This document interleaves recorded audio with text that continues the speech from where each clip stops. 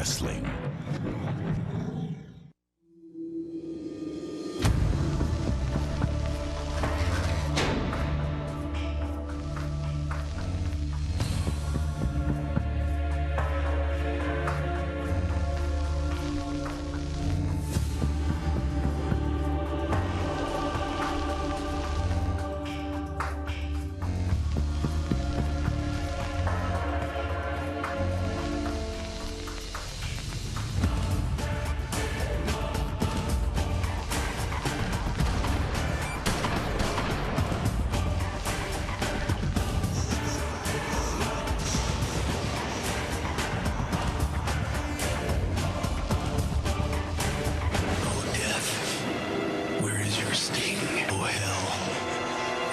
Your victory.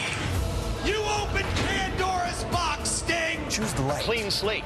A new man. In order to have life, you gotta die first. Because of Destination X, you will die. Elevation X! Elevation X! Your latest invention is gonna be responsible for the end of your career! I'm on top of the world! Kurt Angle, screw you! Screw the company! You got what I want! Steiner, the Destination X, your ass is mine. Nothing will get in my way of being a champion. Nothing will stop my ascension to greatness. You're trying to become a champion. While Christian Cage is building a legacy. This is my ultimate goal. This is what I came to TNA for. This is my destiny. Abyss is nothing without me. It's yours, Abyss. Life or death. And yours alone. Because you don't have the devil in your ear any longer.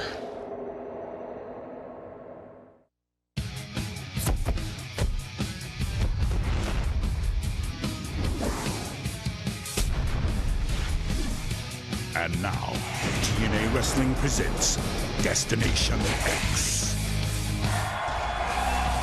Tonight, get ready for the competition. Tonight, get ready for the intrigue. And tonight, get ready for the danger as TNA presents Destination X live from Orlando, Florida on pay-per-view. Mike, you mentioned danger. Well, that's Elevation X. You mentioned intrigue. We got the Last Rites. You mentioned competition. Samoa Joe versus Christian Cage for the World Championship. And on top of it all, we've got Kurt Angle versus Scott Steiner.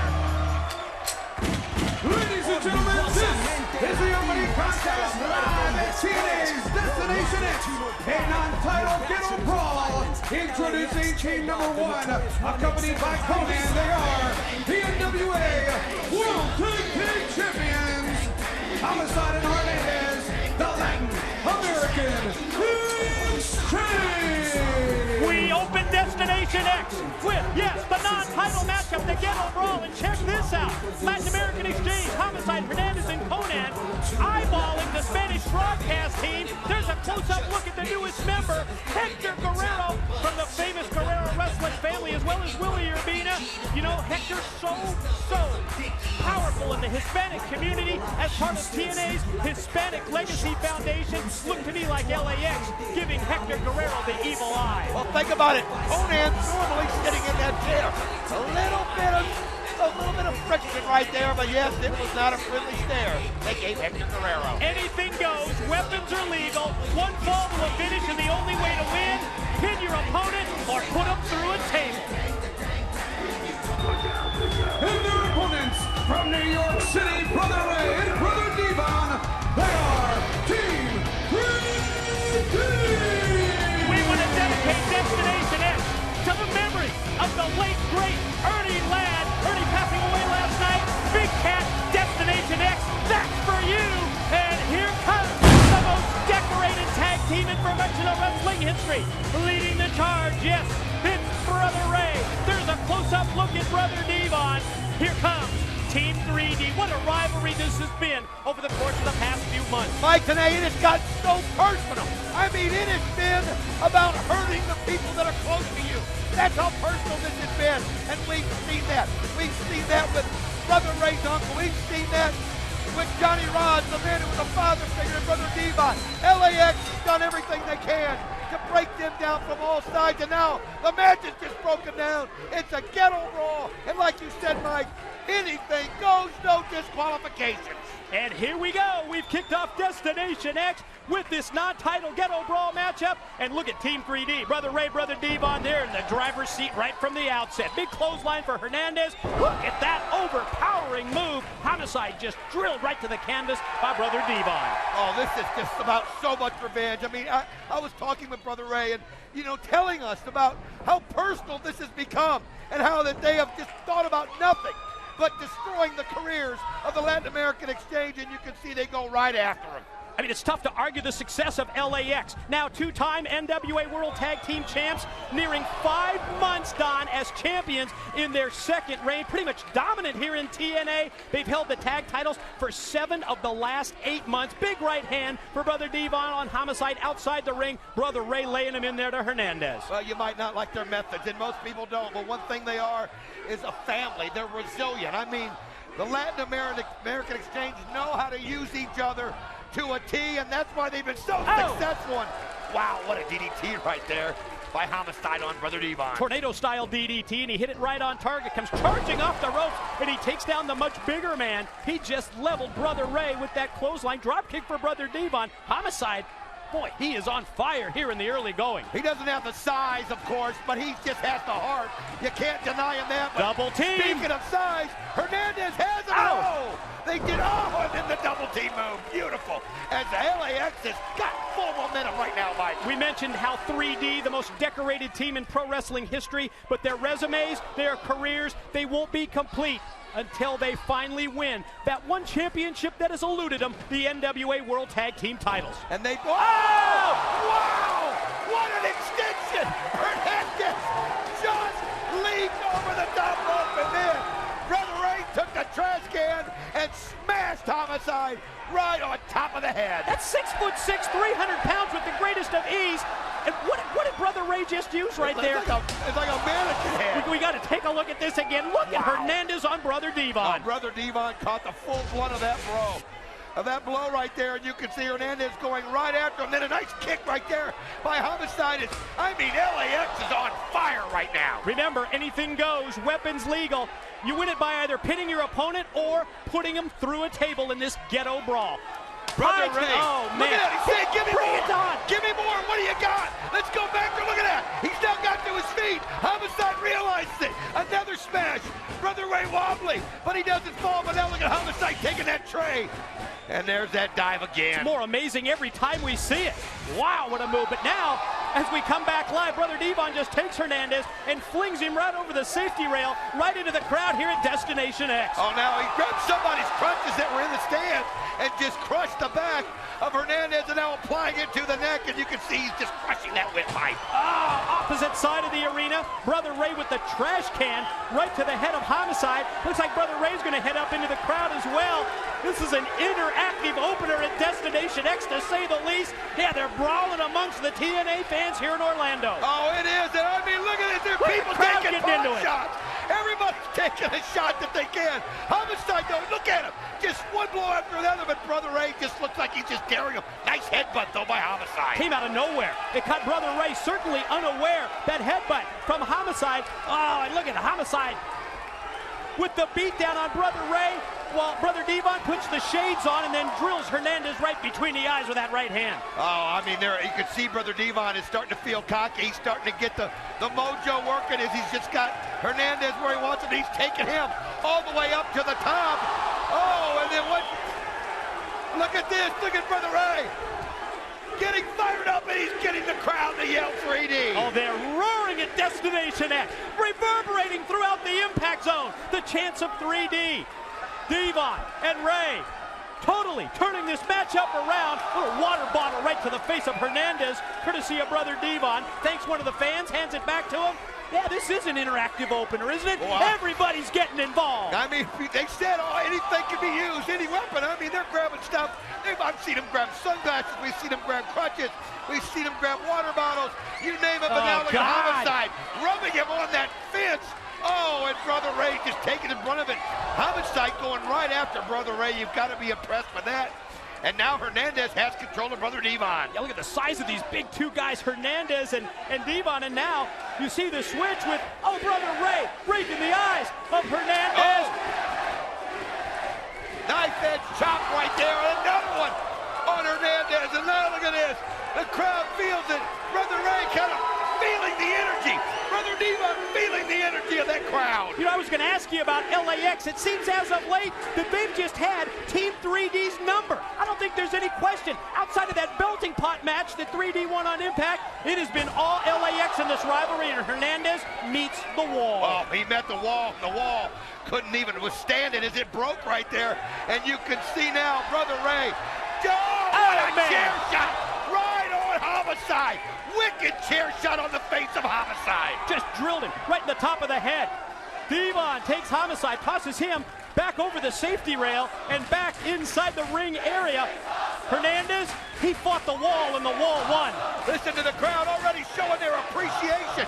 Oh, a nice, unbelievable garbage can shot by Homicide on Brother Devon as Hernandez has took a wicked right from Brother Ray, and now there comes the elbow on top of the head. Boy, it's been a great job by our TNA camera crew just trying to follow this incredible action, total non-stop action, by the way, all over the building.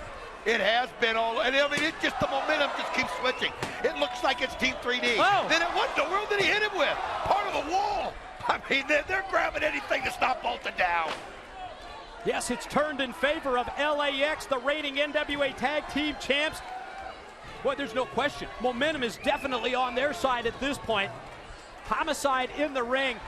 I'm not sure what he's got there in his hand. What is that? I don't know. Whatever it is, he tosses it away. I mean, he likes the garbage can better, obviously, as it has a little more weight to it, and he nails Brother Devon right there in the back. Homicide sent for the ride. That's the way you plant the man. Snap it off. Mid-ring slam. Here's two, and baby. So close right there, but that was what you said.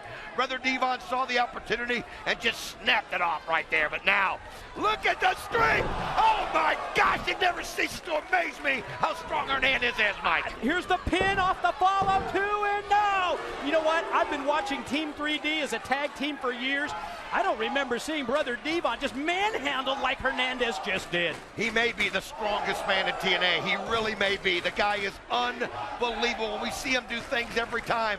Brother Devon, I can't believe he had the fortitude, the intestinal fortitude to get that shoulder up on that last spin attempt. Oh, Hernandez using that big boot right across the throat, the windpipe of Brother Devon, wearing him down, taking away his breath at the same time, taking away all the air right out of the tank. Gonna go to the trash can lid, and oh man, two for the price of one. Caught Brother Devon across the back, but Devon connects as well. And oh, that was wicked. That'll and tattoo look at the him, top he's of your getting head. fired up. You go, but then it just like his energy was just spent as he kind of fell limp into the ropes right there, and now he falls down as Brother Ray tries to get to his feet. What a war this has been. What a ghetto brawl. What an incredible way to kick off Destination X. Brother Ray gonna charge. Just sandwiched him. Squashed Big Hernandez in the corner. Looking for another weapon, a garbage can that looks like it hasn't been smashed in yet. Oh, Hernandez gets the feet up, and then look at that strength again. Always something new. Oh, but he didn't get out of the way in time. Oh, man, and then he just fired the trash can right into his fest, and right into that chest, right into the face. Here comes Brother Ray. Gonna try and suplex him or superplex him in. Oh, man, you could see Hernandez holding on. Oh, and there he goes, and he does. He does superplex him, but wait a minute. Homicide's on the top rope. Let's see right there. Perched up on top, here he comes. Oh, and he snaps off the Hurricane Rana on Brother Ray. Incredible Hurricane Rana. There goes the trash can right into the head and face. Pin Homicide on Ray. Oh, Brother Ray just in time. Life still left in Team 3D. Unbelievable matchup to start off Destination X. We knew it would be when these four get into the ring. Here comes Homicide up the road. Oh, but just too strong is Brother Ray. Overpowered Homicide. Wait a minute. We're going to try and put this baby through the uprights. Brother Devon headed to the top floor. Here he comes. You can see him right now. He's setting it up. Here he goes. Oh, bingo. Right on target. Mission accomplished off the top for Team 3D. LAX in trouble. Brother Ray goes outside the ring to, what? Gonna pop open a cold one here. Might as well celebrate a little bit. Why not? Here they go. They know they have it in total control. Getting fired up, and here they are. Celebrating. You better get the pin first. Here it is. You heard the crowd. Brother Ray has to say just one thing. 1, 2, 3, and you heard the chant. Everybody here at Destination X screams, get the tables, and Brother Devon's gonna bring out the plunder. And he pulls it in right now as Hammerstein and Hernandez still on the ground. You see Hammerstein trying to fight his way up the ropes. Right there, Brother Devon sees it and just levels him right back down. They've got LAX right where they want him. Remember, you win this by either pinning your opponent or putting him through the table. Latino Nation. Latino Nation comes out of nowhere. Oh my gosh, they're everywhere. How many of them are there? 1, 2, 3, 4, 5, I count. Yeah, but it's anything goes. This is legal. There's nothing talk about you the can match do. turning in the favor of LAX as the Latino Nation just hit the ring. I mean, look at this. Just tore him up. Wait a minute. Johnny Rods, this is Devon's teacher. This is Devon's father figure leading the charge, and we saw how LAX took care of Johnny Rods in Brooklyn, and Johnny Rods has hit the ring to try and take care of the Latino Nation. Well, he's somebody that's been holding a grudge now for a long time, and he's got something right there, and he just takes them one after another. Nice kick right there to the head. I mean, Johnny Rods is cleaning house. Another kick. Advantage, Team 3D, thanks to the father figure and the teacher, Johnny Rods. Oh, God. Man, he walked right into that, turned around right into it. Homicide Hernandez. As you know, Brother Ray and Brother Devon have been beaten down. Now Latino Nation comes in, and it's a terrible beatdown. Again, the numbers game, totally in favor of LAX here. Referee Rudy Charles, he just has to stand back because he adds anything goes. There's nothing you can do. And wait a minute. What in the world? I know what it is. That's Devon's brothers from Brooklyn that just hit the ring. You want gang warfare? You want a ghetto brawl? You're seeing it, the Destination X. It's out of control. The only thing we're missing is Pac-Man Jones. I mean, look at this. It's a brawl right out here in the middle of the ring. They're all going crazy. I can't keep track of who's hitting who. I mean, look at that. You've got the brothers from Brooklyn. You've got the Latino Nation, and you've got warfare. Oh, man. Trash cans flying. Matchup is now even. Now we're back to 3D and LAX. Look at that combination move in the ring. Wait a minute. Pin attempt. Oh, Hernandez able to get the legs up just in time. Able to break it up. And folks, we're doing our best to call the action. We're trying. We're get him away from the table here. Doomsday. Doomsday if he can come off the top. There it is. They hit it. Pin. 2. Oh, I don't believe it. Homicide. You gotta be kidding. Oh, I just saw Brother Ray. Oh, and then look at that clothesline by Hernandez. Woo. Wow.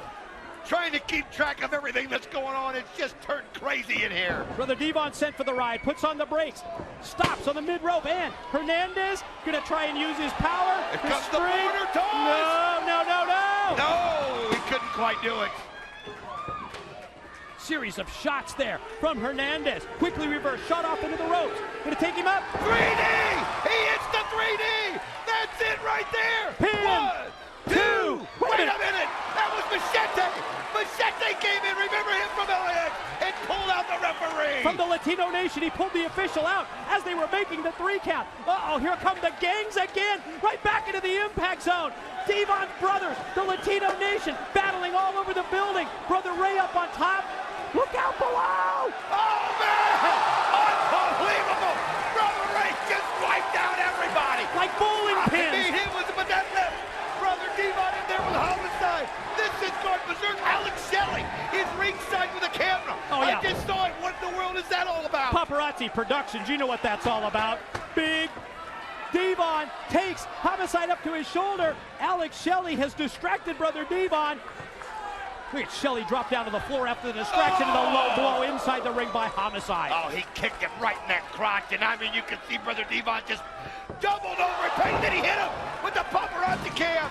And Alex Shelley coming in, and again, you can't disqualify him. Yeah, you're right, it's anything goes, even though the referee's knocked out. Brother Devon in trouble after being cracked across the head with the paparazzi cam. Shelley from the top. Oh, frog splash! Oh, right on top of Brother Devon in there. Homicide for the cover. Referee still down. You can see referee Rudy Charles now getting 1, 2, and there's the pin. LAX wins. Ladies and gentlemen, your winners, the Latin American Exchange. Yeah, you said LAX wins. I say the Latin American Exchange just stole one, thanks to that man, Alex Shelley. When you put out that anything goes, when you have a brawl like that, anything can happen. Gonna send it to the back. JB standing by with one of the competitors in Elevation X. JB and the War Machine. We are off and running tonight here at Destination X, and coming up later tonight, it's the World Heavyweight Championship match, and we want to hear from you. Who do you think will win? Will it be Christian Cage tonight, retaining as World Heavyweight Champion? If you think so, text the word Cage to 25,000. If you think it's Samoa Joe's night to win it all, text the word Joe to 25,000. Absolutely free of charge. And, of course, we'll have results later on in the pay-per-view tonight. Later on tonight, it's Elevation X. AJ Styles takes on my guest at this time, the War Machine Rhino. Rhino, I was up there earlier. Elevation X, a very tall structure, a very dangerous structure. And the winner is the man who throws his opponent off that tall structure. Yeah, I'm going to say something I've never said before in my career. I'm afraid. AJ, you threw out a challenge. I accepted. I'm going to be a man. Usually I end my interviews on saying gore, gore, gore, but not tonight. Tonight I'm going to go into my locker room and I'm going to focus on how to win this match. When you're 2 stories up, mistakes can't happen because gravity plays no favorites. All right, good luck, Rhino. It's Elevation X later on tonight here on Destination X. And hello once again, everyone, from ringside. Mike Tenay, joined as always by my broadcast partner, DW Don West. What a way to kick off the Destination X pay-per-view. Latin American Exchange steals one against Team 3D. You know, tonight we're intimidated by the incredible Elevation X structure. We're intrigued by the Last Rites match. And bottom line, we just can't wait to see Kurt Angle and Scott Steiner turned loose. And think about this, Mike. We have 2 championship matches tonight. 2 matches where the gold belts are on the line. We're going to start that off with the X Division Gold. Jerry Lynn, the pioneer of the X Division, is going to take on Chris Sabin. And it is going to be the best 2 out of 3 falls in that. And you do not want to miss an opportunity for Jerry Lynn to finally recapture that gold. That's the key. 2 out of 3 falls, yes, old school with the pioneer Jerry Lynn against Chris Sabin. X Division Gold on the line. We talked about the danger. There's no questioning that. The incredible steel structure known as Elevation X will be on display when AJ Styles faces the War Machine Rhino. And it's the Last Rites match. It's the man called Sting and the Monster Abyss, and this one is all about who gets put in the deathbed. You call for it. If you can get your opponent in it, they'll raise it to the ceiling to be reborn. Arguably the 2 most intense individuals in the professional wrestling business. They're going to be put head-to-head, face-to-face in the 6-sided ring. Scott Steiner, Kurt Angle. We can't wait. And it is for the NWA World Heavyweight Championship. Samoa Joe finally gets a chance to win this gold belt, to win this title, to win this championship. And he's got to take on the champion, Christian Cage, who will not have time coherence, we heard earlier. He's in Japan. It's been the ultimate goal of Samoa Joe to be NWA World Heavyweight Champion. Tonight he gets the opportunity to realize that ultimate destiny. We'll find out if that's the case later on. Ready for a little double bull rope? Ladies and gentlemen, Destination X continues with a mixed tag team double bull rope match scheduled for 1 fall. Introducing team number 1 from Leapersburg, Tennessee, the pride of Tennessee, Miss Jackie Moore and Cowboy James Storm. You will recall that last month and against all odds, James Storm and Jackie Moore, the pride of Tennessee, defeated Petey Williams and Gail Kim thanks to the illegal tactics of that man, James Storm, on Gail Kim. You know, Storm and Jackie Moore, they really feel like they have the advantage in this matchup. The Cowboy, he talked TNA management's Jim Cornette into this double bull rope match. We're going to hook them up together at Destination X. Quite an impressive team here with the pride of Tennessee, Ms. Jackie Moore, and the Tennessee Cowboy, James Storm. But you could say the same thing for their opponents. And their opponents first, from Windsor, Ontario, Canada, Petey Williams. His tag team partner from Tampa, Florida, Gail Kim. You know, these 2 have got it's a chance to where their opponent can't run away. You have to be careful. You have to wonder, can Petey Williams hit that Canadian Destroyer when he's hooked up to the bull rope? And then Gail Kim finally gets a chance to go one-on-one with the pride of Tennessee, Jackie Moore. And they have been looking so forward to this matchup. I thought they'd be afraid that it might be a match that favors the Cowboys, James Storm, but you know what? Gail Kim, Petey Williams want to be hooked up because it means their opponents can't get away from them. Can't run, can't hide.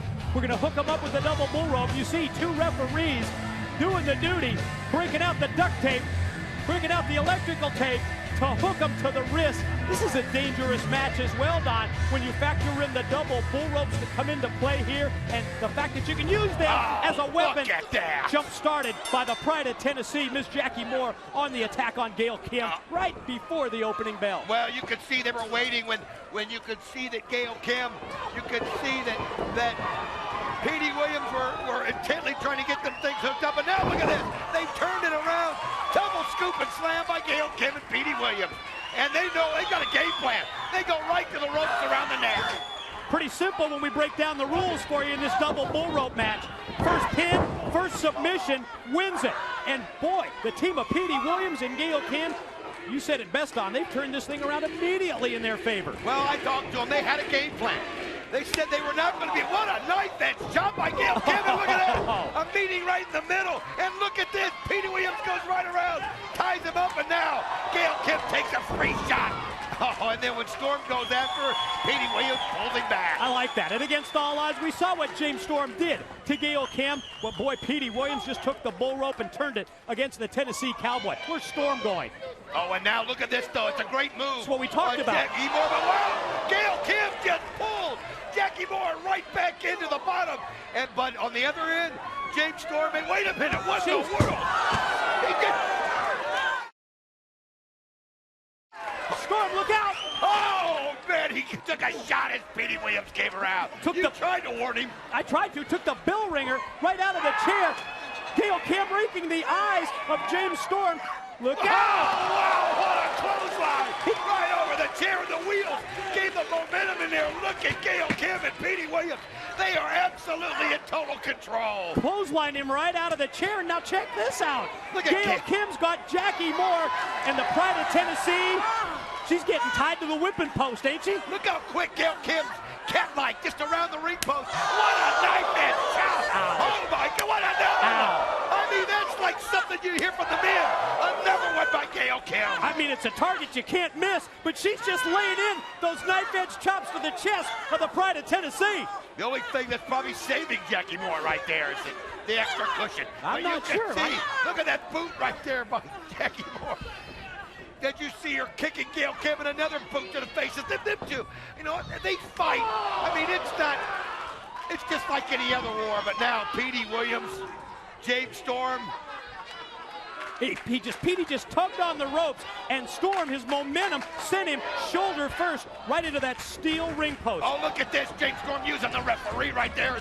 Andrew Thomas is caught in the middle, and Storm used it to get a shot. Trying to wrap the bull rope around the referee? What the hell's going on here? James Storm now might have needed that. Looks like Jackie Moore able to turn it around for her as she just belted Gail Kim to the side of the head and knocked her down. They're both still, though, tied around that ring post. Petey shot off into the ropes. I mean, it's tough to do when you're using the bull rope to toss somebody into the ropes. Storm catches him with that elbow right on the point of the chin of Petey Williams. I mean, everybody just, look at this now. Like he's roping a steer, and he's just going right for the legs. Roping it right up and down. Well, I mean, this was where they thought they had the advantage. When Jim Cornette said double bull rope style, you saw how happy James Storm was to find out, and that's why he knows how to use this bull rope. Ever since he used the referee to get things turned around. Oh, he's saying his feet are on the ropes. You know what? That's where it cost him. How about that? His own move cost him. Came back to haunt James Storm. Meanwhile, Gail Kim's just beating the hell out of Jackie Moore to update that situation. Well, they're still caught around that ring post. They can't get loose, and you can just see the hips and the knee shots and the head shots. And look at it right into the ring post. Gail Kim just took her head and smashed it into the ring post. I mean, what Gail Kim has effectively done here is just neutralize the pride of Tennessee, Ms. Jackie Moore. Has her wrapped around the post, Jackie Moore trying to fight back now and actually coming back and using the bull rope to whip Gail Kim and then kick her.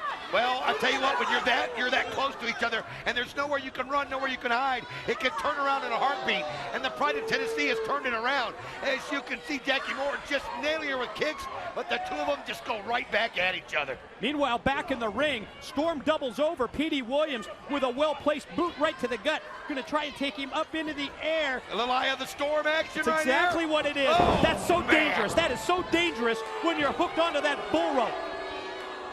I mean, the action has been unbelievable here at Destination X from the start, and now. Pin. 1, 2, a little nonchalant right there, James Storm. A little nonchalant. Petey Williams has got too much heart to fall for that. And still, Jackie Moore and Gail Kim are tied around that ring post, and you can see how exhausted they are.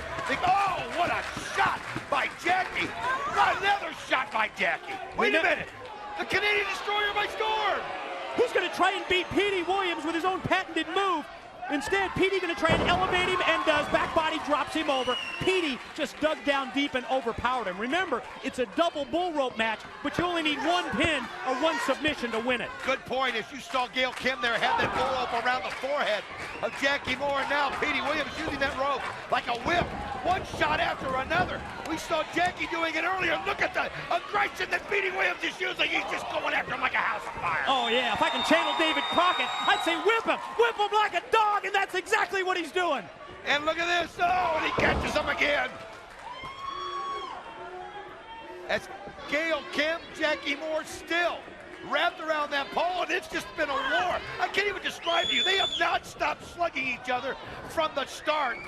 It's just been a vicious fight, and oh, Petey Williams has it. Side Russian leg sweep while he had the bull rope wrapped around the neck of the Tennessee Cowboy. Now we're going to see a Canadian Destroyer. Oh, and he's got the rope now to pull him in. Normally he just pantomimes it. Now he's actually got the rope to reel him in. And look at this. He's reeling Storm right where he wants him. Closing the gap just a foot or so away. Spin Storm around. Oh, wouldn't want to be in that position. Yanking on that bull rope. Flipped him, turned him over. Well, that's rope burn, buddy. Whew. Outside the ring, Gail Kim continues to beat down on Jackie Moore. Inside the 6 sides, Petey Williams has got this baby turned around. Oh, wow, what a DDT. Just laid him back on top of his head. Pin. 1, 2, got it. No. Damn, that was close. Able to get the shoulder up. I can't believe it. I thought he had him right there off the DDT. Thought that was a 3 count for sure, but it was just a near fall.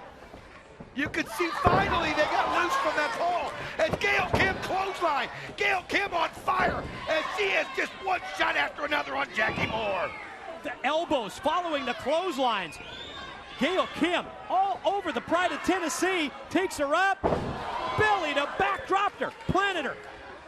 I mean, when you see those two go at it, it's not like watching two girls wrestle. I mean, it's just like watching a couple guys fight. I mean, it really is something. Now, she's got the bull rope wrapped around her neck. Jackie Moore shoots her off into the ropes, and what a mid-ring collision that was. Both of them go down. That might end up being advantageous to Jackie Moore because Gail Kim was just hitting her with one shot after another. Both of them, though, are just wiped out as Storm misses the kick, and now. Bring him in. Yeah, here he's got it again. Canadian Destroyer coming up. Oh, what a low blow. Super kick right to the chin. Pin. 1, 2, no. Ladies and gentlemen, your winners, the Pride of Tennessee, Miss Jackie Moore and Cowboy James Storm. You said it best. You saw that cheap shot. You saw that low blow by Ms. Jackie Moore, the Pride of Tennessee. That enabled James Storm, the Tennessee Cowboy, to hit the super kick. And they gain the 1, 2, 3, and Storm and Jackie, they win double bull rope at Destination X. Here you see the post-match celebration. They're the winners. To the back, Leticia standing by with that genetic freak, Scott Steiner. Looks like a big bad booty daddy. Take inventory of your assets. What do you think of that, baby? You know, I don't think about it, but tonight, in just a few moments, you got a match coming up with Kurt Angle. I mean, shouldn't you be worried about that? I mean... Worried? Kurt Angle should worry about me. See, I've been thinking about Kurt Angle day and night for the last 6 months. See, TNA signed Kurt Angle thinking he was the big star. Well, tonight, the whole world's gonna find out why they call me the genetic freak, the man with the largest arms in the world. See, Kurt Angle will find out that my offense is impeccable, my defense is indefensible, And my love is insatiable. Just ask his wife. His wife knows I'm the man. He's gonna find out I'm the man. That's real. That's damn real.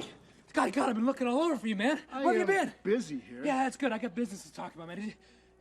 I need your help tonight, man. I need your help big time. You gotta have my back. You didn't hear the news, did you? Tomko isn't showing up. He's in Japan on business. Can you believe this guy? He's actually trying to get his own life.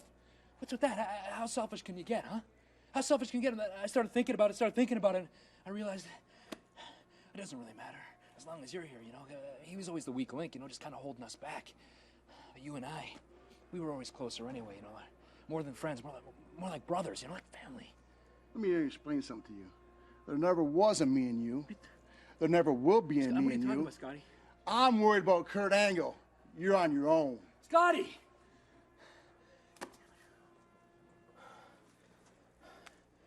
What did I do? What's with that look, huh? You think this is over? You think this is over? This isn't over. I'm the champ. I say when it's over. I got an idea, and you're coming with me. Where are we going? Stop. Ladies and gentlemen, the following contest is the Crossface Chicken Wing Submission Match. Introducing first, from TV Land, the Austin Star! You ready for another return match from last month's Against All Odds pay-per-view? You'll recall just how close that bout was.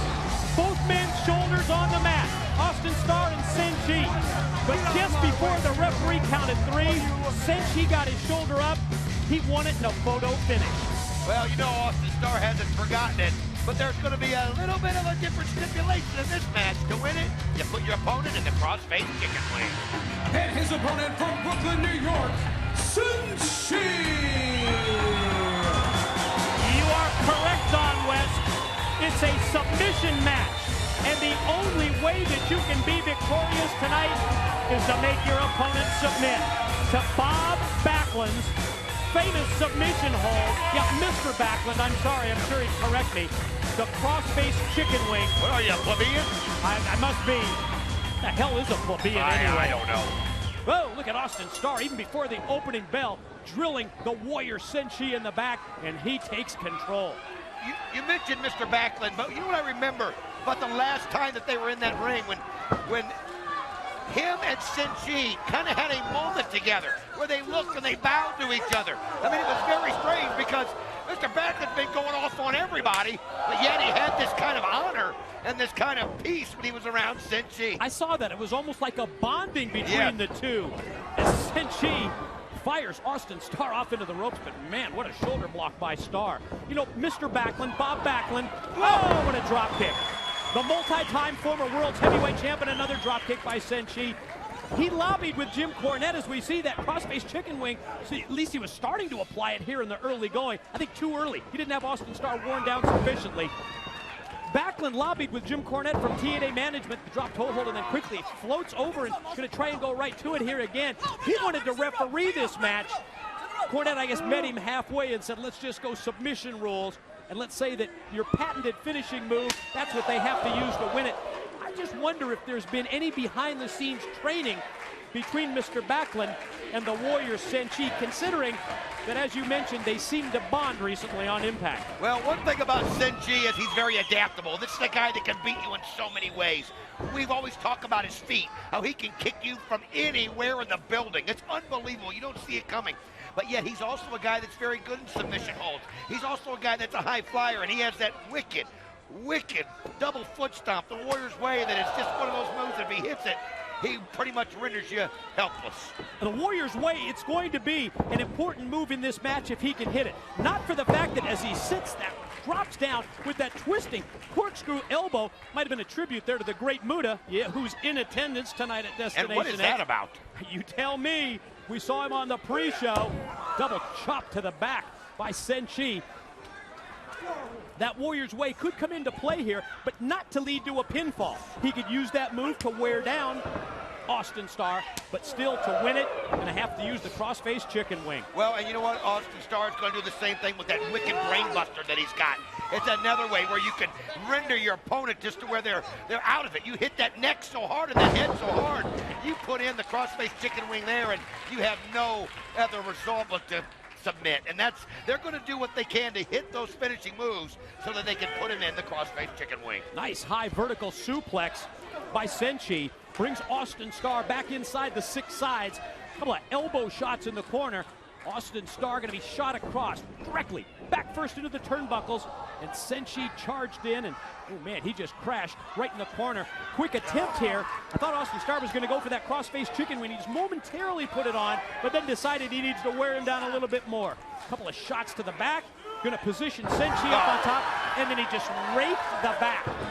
He just took his fingernails and just slid them right down the back of the Warrior. Oh, you can see that diabolical look right there in the face of the Austin Starr. It's like he's just getting crazier and crazier as the match goes, as he's been able to turn the momentum in his favor. Senshi was dominant early, but now the Austin Starr, oh, what a shot into the shoulder. Couldn't put it better myself. It's almost a maniacal look that he gets, especially when he turns the matchup around in his favor, as he's doing it now. And you see what he's doing?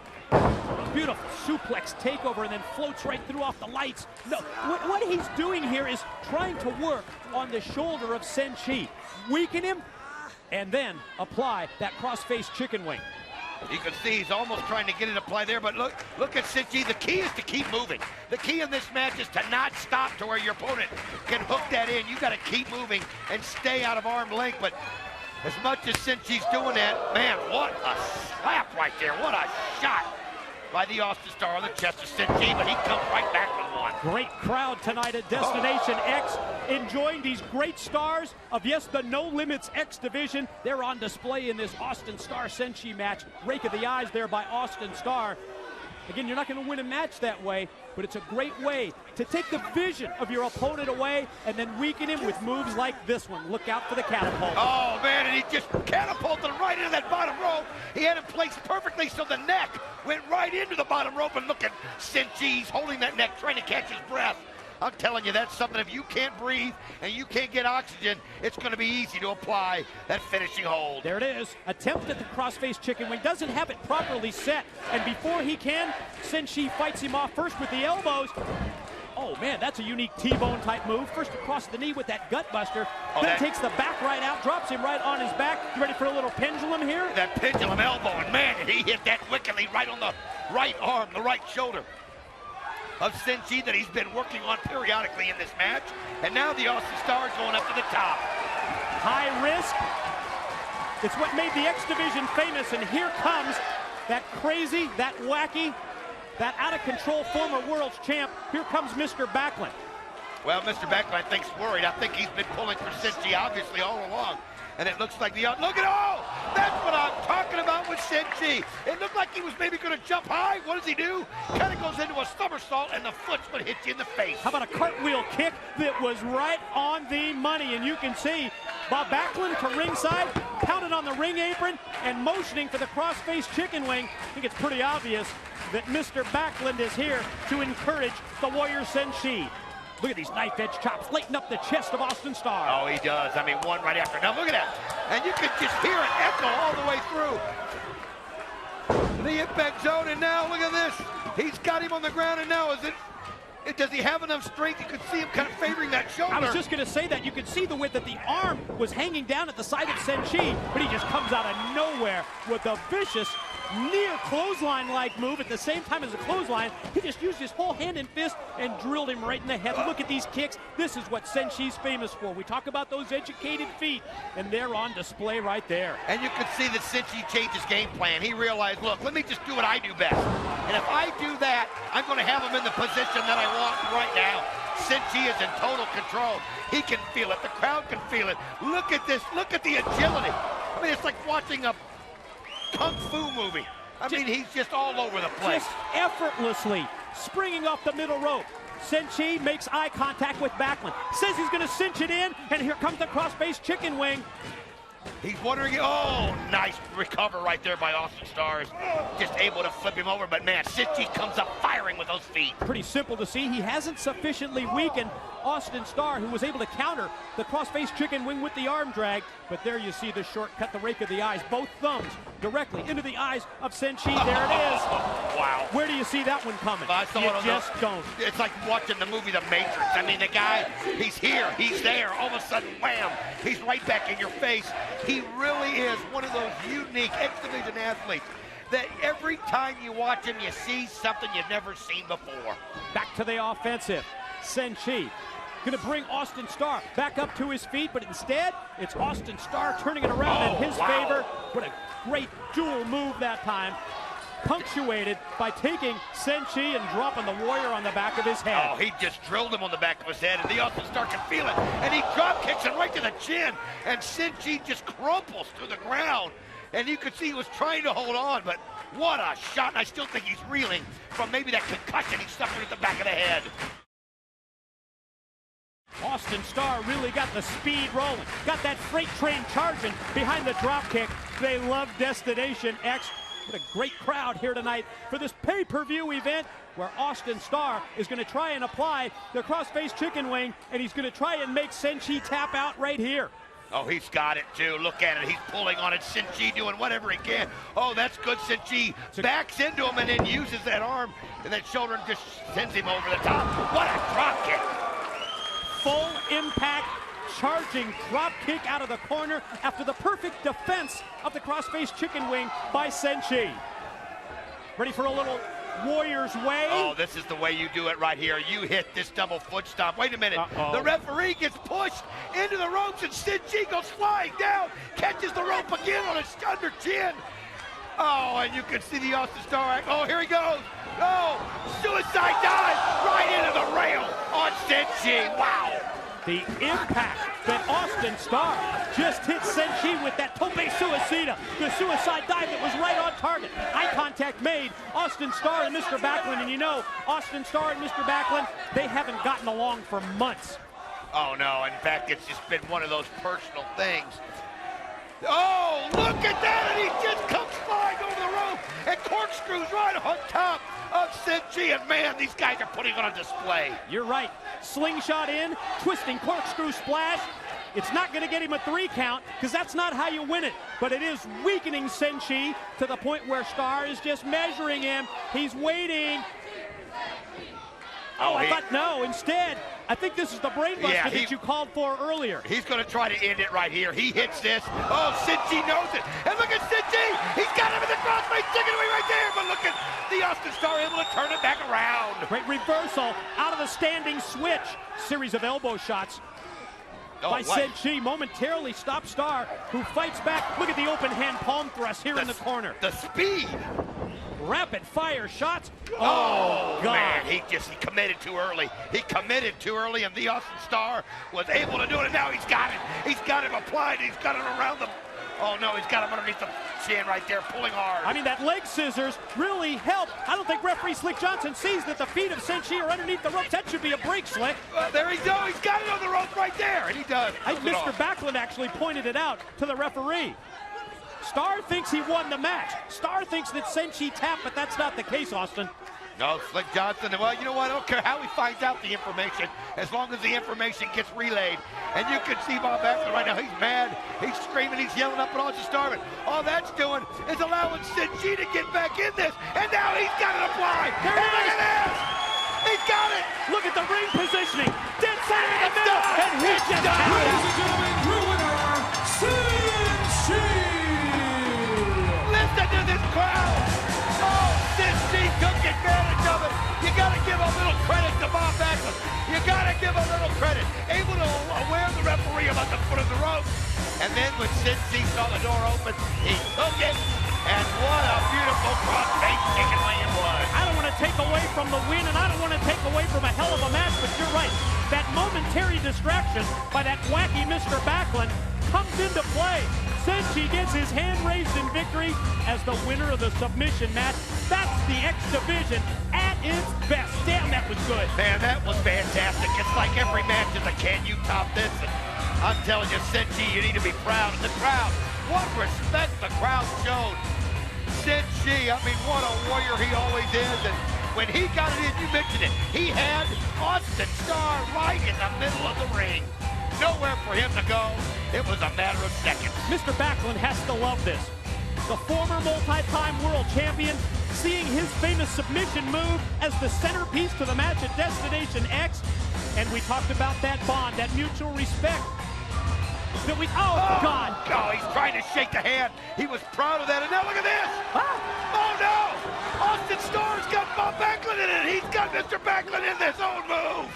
I mean, for weeks and for months, we've seen Bob Backlund put the cross-face chicken wing on Austin Starr, take him right out of the building. And this time it's turnabout fair play with Austin Starr taking down Mr. Backlund. Oh, Austin Starr snapped, and he saw an opportunity to get some kind of revenge, to take something out of this match. Look at that maniacal look in his face. Look at his eyes. I mean, he's just gone crazy. He's nuts. He's out there. Bottom line, though, at Destination X, it's Senshi who gets the W in spite of what Austin Starr thinks and in spite of what Austin Starr did to Mr. Backlund. Send it to the back, JB and AJ Styles. Get out of my face. Polls are still open now. Who do you think will win the World Heavyweight Championship match tonight? Will it be Christian Cage retaining? If you think so, text CAGE to 25,000. If you think this is Samoa Joe's night to win it all, text the word Joe to 25,000. As you can see, the results are coming in, and the polls will be open until the match tonight. Now, also coming up, it's Elevation X. We heard from the War Machine Rhino earlier in the broadcast. Very interesting tone from Rhino. Now let's hear from his opponent, the phenomenal one, AJ Styles. High above on Elevation X tonight. It's your match. It's your concept. You better believe it's my match. And how about Rhino, the big back wolf? He ain't so scary, is he? That's right, because he's out of his element, just like he said. And you're responsible for that, Rhino, because you stuck your nose in my business a few months ago. And what'd that get you? Beat down like a dog. And your ego just couldn't comprehend how much better I was than you. So what happens? I hold an open invitation for the Elevation X. And who sticks his nose in my business again? Rhino. So it's his ego that's got him out of his element. So it's like this, Rhino. After I beat you down and embarrass you, I've got one more surprise for you. But it's not like you can go left. It's not like you can go right. You can't even go up. There's only one way to go, big boy, and that's straight down.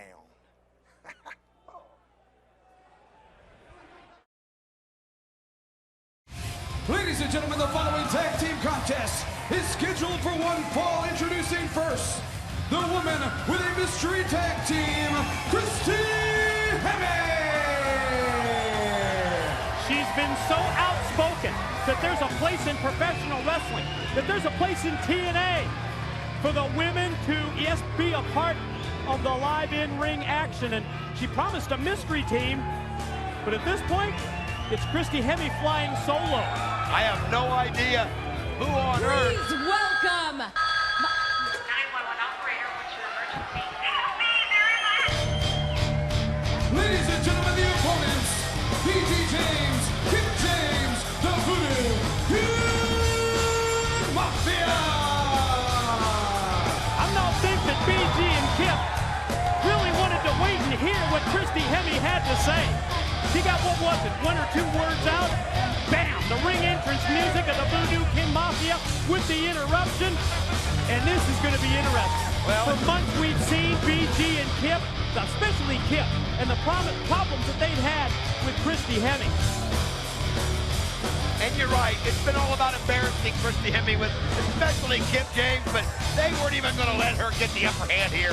Not even going to let her introduce her mystery tag team. So, here we are again. Here we are again. Something I've been meaning to ask you. How's that strip club thing been working out for you? You know what, Christy? I give you one thing. You sure are relentless. You know what? You're like that pimple on my ass that just won't go away. Wow. Hold on, let me show it to you. That's a little too much information. It's there. All right. So, I hear you've got some tag team. well, I don't know what kind of men would work for a woman. But here in my world, planet Earth, the woman works for the man. You see, I like my women in the kitchen, in the bathroom. We've heard this before. What in the world? In the yard, and especially in the bedroom. Didn't see that one coming. You see, but my woman even takes care of my pets.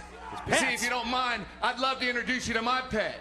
You see, his name is B-I-N-G-O.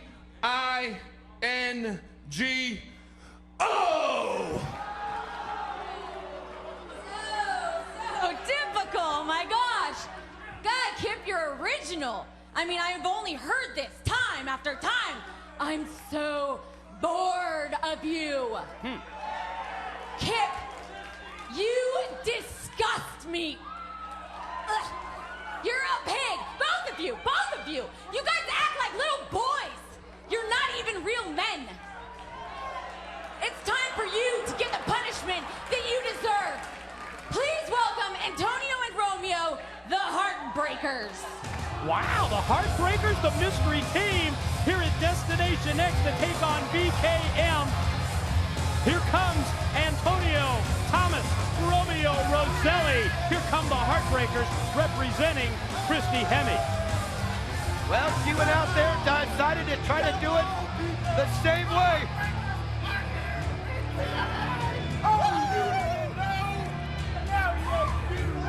Well, you heard it right there. The Heartbreakers have arrived in TNA.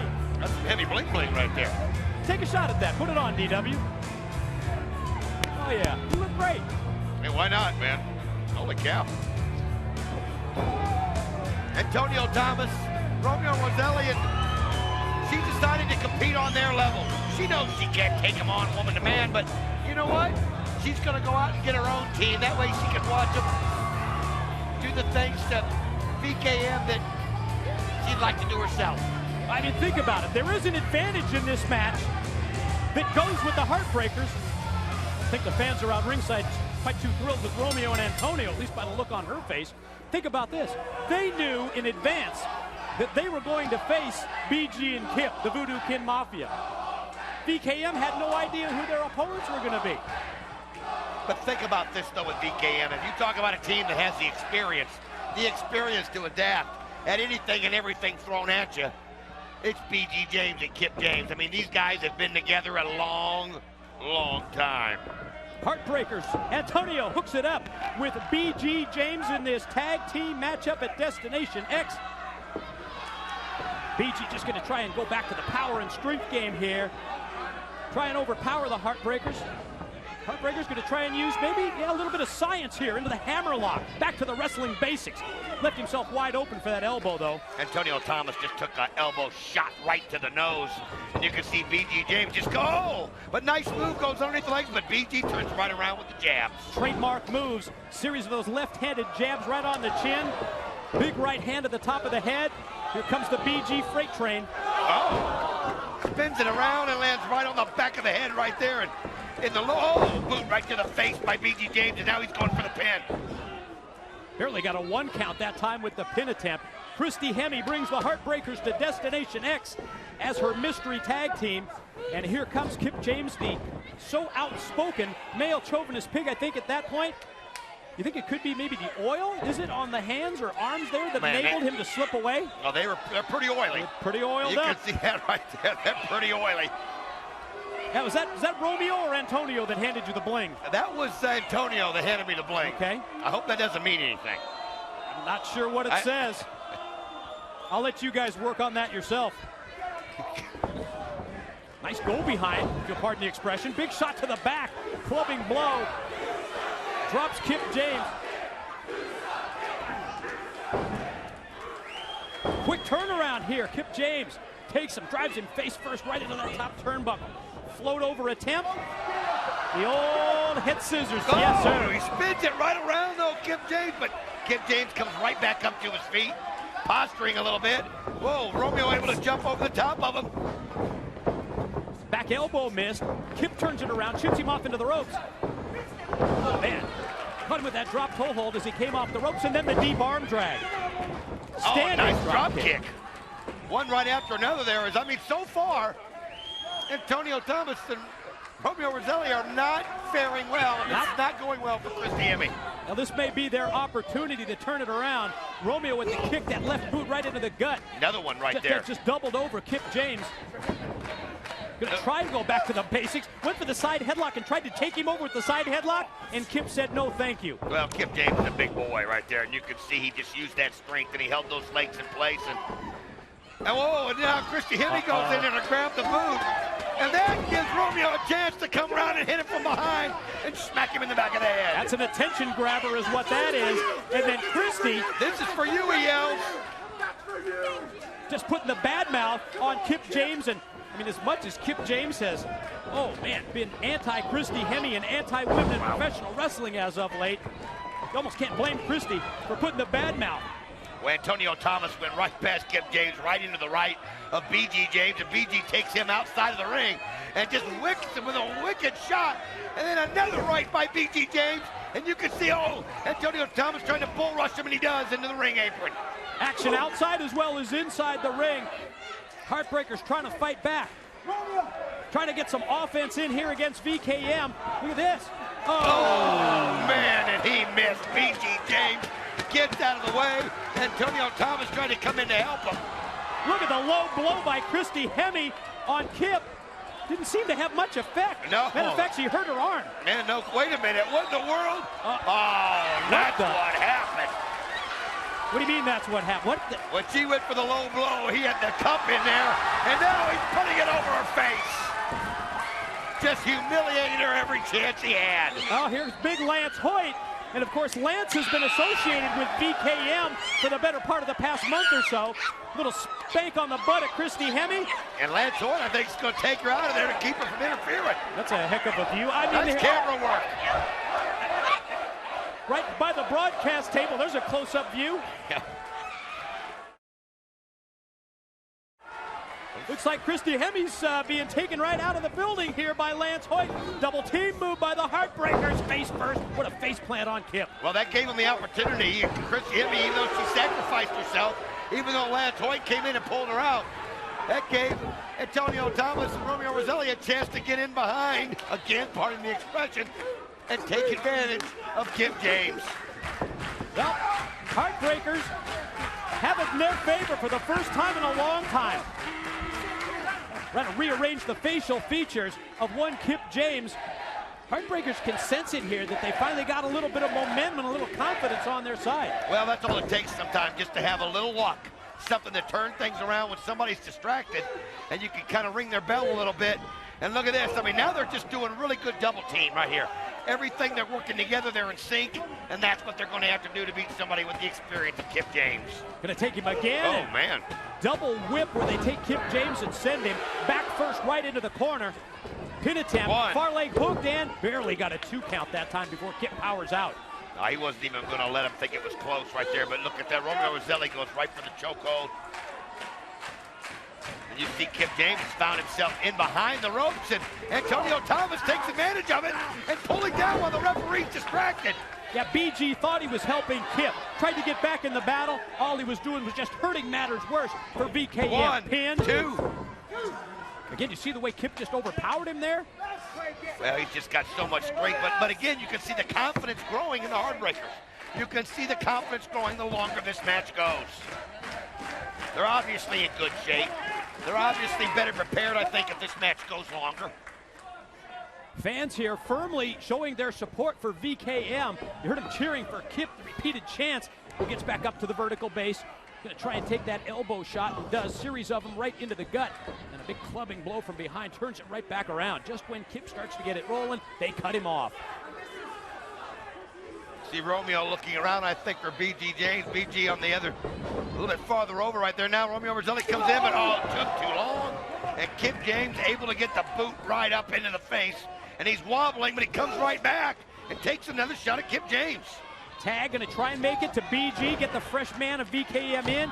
Just when it looks like he's going to get the tag in, they take BG and pull him right off the apron and drag Kip right back out to the middle. Well, great move there by Romeo Roselli. He landed on his feet, and BG James was looking the other way, so he made sure he took him out of play. You got to give him credit. Now look at this, the double team move. Antonio Thomas up high. Oh! Well, Kip just moved out of the way in the nick of time. Boy, he did, and I mean, what, he just landed on his spine, and now he's got Romeo Roselli down as he was able, but you can still see that Kip James is wiped out, and he's a long way from tagging BG James. 2 heartbreakers down. BG, if he can get the tag, VKM can take advantage of this situation, but Kip's, like you mentioned, got a long way to go to get to the corner. I think he just now spotted where BG James is as he's trying to make his way over there, but Romeo Roselli has the ankle of Kip James, and he's holding on to it for dear life. Oh, but the length and the size. And the dive and the tag. And Yeah, BG unloads with right hand after right hand. Heartbreakers on the defensive. BG, oh, nice back body drop. Great elevation that time with the move. And now BG James, he's the fresh man, and now he just throws Antonio Thomas in the turnbuckles, but Antonio Thomas still finds himself getting on top, but BG's right there. And throws, oh, what a shot as he throws Antonio Thomas right into Romeo Roselli. Launched his partner right on top of it. 2. Pin, no, 2 count only, broken up from behind. Oh, what a shot. What a wicked shot by Kip James. Broken down now with all 4 men in the battle. BG in the ring. There's that great boot to the middle, ready for a little pump handle. Oh, he's got him right there, and oh, sets it up and drives him down. BG James 1, 2, done. Ladies and gentlemen, your winners, the Voodoo Kid Mafia! Well, Christy Hemme brings a mystery team to Destination X in the form of the Heartbreakers, but they don't get the job done for Christy Hemme. Kip, BG, Big Lance Hoyt from Dallas, Texas, in for a little post-match celebration, along with his boys VKM. Voodoo Kid Mafia get the W. Well, there's just no substitute for experience, and there's just no doubt that BG James and Kip James have so much working together, and it's going to be awful tough to find a mystery team that can come in there and work on a team that's just so cohesive together like VKM. Is that a riding crop that Christy Hemme has in her hands? It sure is. And this doesn't look like the normal situation that Romeo Roselli would like to have the riding crop in her hand, if you know what I mean. I'm not sure if I do. Kip seems to be enjoying this. Oh, she's mad. Man, they did not get the job done. I mean, they gave a good effort. They made a nice comeback, and look at the grin. I am woman, hear me roar. Boy. Check this out. Not happy with the loss by her mystery team, the Heartbreakers. On that note, we're going to send it to the back, and Letitia, take it. I talked to him last week. No, seriously, he's a good guy. Hey. Hey, Abyss, what's going on? How you doing, big fella? I just wanted to come and have another talk with you after last week's conversation. I thought we got along great. You know, we had a little witty banter going back and forth. We told some jokes, had a good time. You know, it was good times. But what's going on? Me?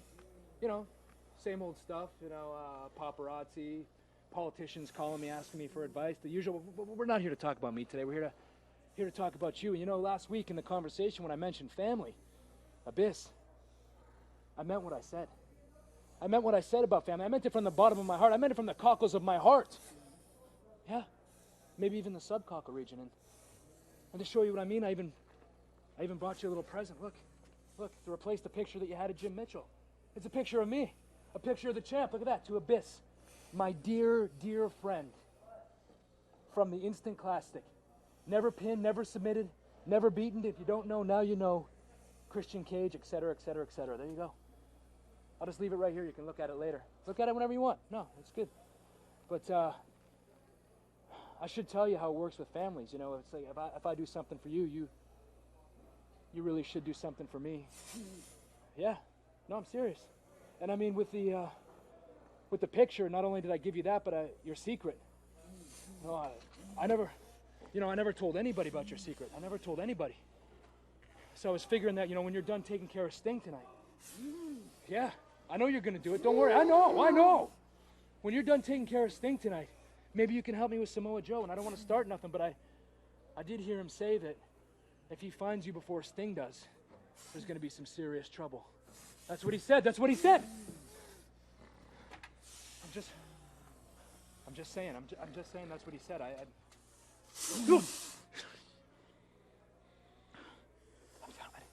didn't. Are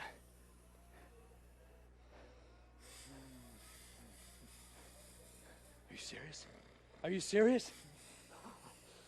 Shake and bake. Yes, I did it. Let's go.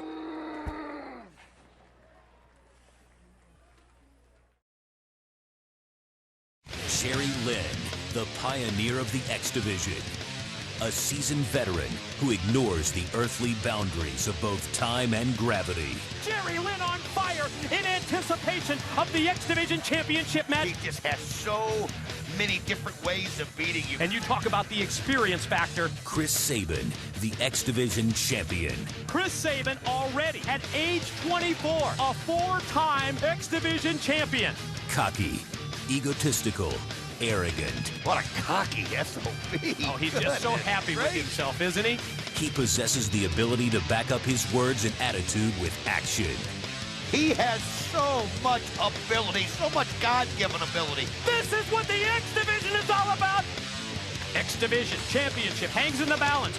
These two men are on a collision course to settle a debt that goes well beyond the six-sided ring. This guy will go to any lengths to get inside the head of Jerry Lynn. Age and experience. Jerry Lynn, I believe, his experience is a huge edge. Versus immature vanity. Well, but there's no substitute for youth. 2-decade age difference between them. 43-year-old Jerry Lynn, the challenger. 24-year-old Chris Sabin, the champion. At Destination X, Jerry Lynn fights for tradition and the pride of the X Division. Chris Sabin fights for himself. It's youth versus experience as Jerry Lynn challenges Chris Sabin for the X Division Championship in a 2 out of 3 falls match. It's the first of 2 title matches tonight, and it's only appropriate that at Destination X, that the X Division gold be on the line and be defended. Jerry Lynn, Chris Sabin, let's break it down with the X Factors in this title matchup. It was recently on Impact when 43-year-old Jerry Lynn earned the title shot, winning a 5-way X Division ladder match.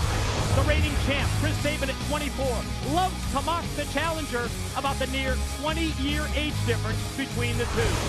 We're in that classic wrestling environment, 2 out of 3 falls. Who will have the edge?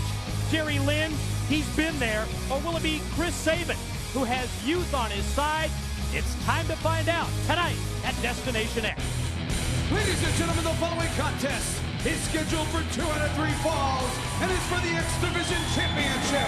Introducing first the challenger from Minneapolis, Minnesota, Jerry Lynn. Mike, when you think of Jerry Lynn, you think of X Division. But think about how long it's been since he's actually worn X Division gold. 5 years ago, 2002. And his opponent is from Hill, Michigan. He is the defending X Division champion, Chris Sabin. He's cocky. You can't deny it. But he's so good. He's got so much potential. It's just that lack of respect that he shows for the people that have been there and done that. See that sign in the crowd? It said Chris Sabin. I think it said heavy on talent, light on respect. I couldn't put it better. No, this is going to be one of those where if you steal one, that's a good thing, but it doesn't necessarily mean you win the match. It's going to be best 2 out of 3 falls. And this is where I don't know whether it's youth, the longer it goes, going to be advantage Chris Sabin, or the experience of a Jerry Lynn, somebody that's been in so many of these kinds of matches. Maybe he'll know how to pace himself a little bit better. I had to point that out in the X Factor. I thought that really was the intriguing aspect of this match. Is it the fresh legs, the youth, as you mentioned, of that man, Chris Sabin? Of course, he has the edge as the defending champ. But when it's a 2 out of 3 fall matchup, does the advantage swing back to the man who's been there before under these conditions? We're talking about Jerry Lynn. And Jerry Lynn is just no normal 43-year-old when you're talking about the professional wrestling business. And the condition that he keeps himself in, I mean, I'm almost of the feeling that the longer this goes, while you would think advantage Sabin, I'm I'm not quite so sure. It might be advantage Jerry Lynn. I mean, this guy has been working. He's been working the road. He's been working the independent circuits. He's been going anywhere, everywhere to get better. And I'm talking about Jerry Lynn. I'm talking about a guy that has put himself in a rigorous training program. And look at it. I mean, you can see it. You can see it out there. And I mean, here's somebody that you know what? It's not how old you are, it's how old you feel. And he feels like he's 30 again. He feels like he's back in the X Division in 2002 when he was the champ and when he dominated in the X Division for so long. And think about that. You put in the lack of respect that Chris Sabin has showed him time and time and time and time again. And let me tell you something. A man like Jerry Lynn, he doesn't forget anything. He just bottles that in and bottles that in, and you know he lays awake at night and decides what he's going to do in the ring when he gets that chance. And not only with this does he get a chance to take it out on Chris Sabin, he can win the X Division Championship at the same time. I think the last thing that we need to worry about when it comes to the challenger, Jerry Lynn, is ring rust. Incredible condition as you see here. Nice high hip toss takeover, deep arm drag, standing drop kick. Series of offensive moves has Sabin bailing out of the ring. Oh, and that's exactly what Jerry Lynn wanted to do. I think he wanted to send a message right off the top. And here he comes right out after him. He's going to take the fight to him. Now he's got to be careful. Don't fall in any traps that Chris Sabin might be setting. But I think Jerry Lynn just wants to let him know that, hey, there's nowhere you run that I'm not going to come after you. Wow, the veteran that time got outfoxed, got outsmarted by the kid, Chris Sabin. You talked about sending a message. Just think of the numbers in a 2 out of 3 fall match. The best way that you can send a message is by grabbing that first fall. The competitor, the wrestler that wins fall number 1, well, you're right there. You're in sudden victory position. So important to win fall number 1 and take control of the matchup. Chris Sabin right now, and you can see, I think Jerry Lynn realizes that maybe he came out a little too fast. Came out a little too furious, wanted to slow it down, but whoa! Now he just set him up, and then unbelievable! And looked like he was 22 again as he hit him at Hurricanrana. Look at the backbreaker right there by Jerry Lynn. You talked about slowing it down. As soon as you said that, he just cranked it up to about 90 miles an hour, had that tilt-a-whirl backbreaker as the move that led to the pinfall attempt, but no, not able to gain the 3 count, but a good near fall nonetheless from the challenger. Right back to the arm drag now, just neutralizing the champ, Jerry Lynn, in control. You can see Jerry Lynn. I think what he was doing was he was trying to lull Chris Sabin in that situation, and he did. He lulled Chris Sabin in that situation, and then he snapped it off, and that's the experience that we talk about. Jerry Lynn, I mentioned it. I've asked him about it. He told me, thought about nothing but. Lynn fired off into the ropes, able to put the shoulder right into Sabin. Drops him, decks him with the move. Oh what a man. knee. I mean, turned him inside out with that, Mike. That was a gut check right in the gut.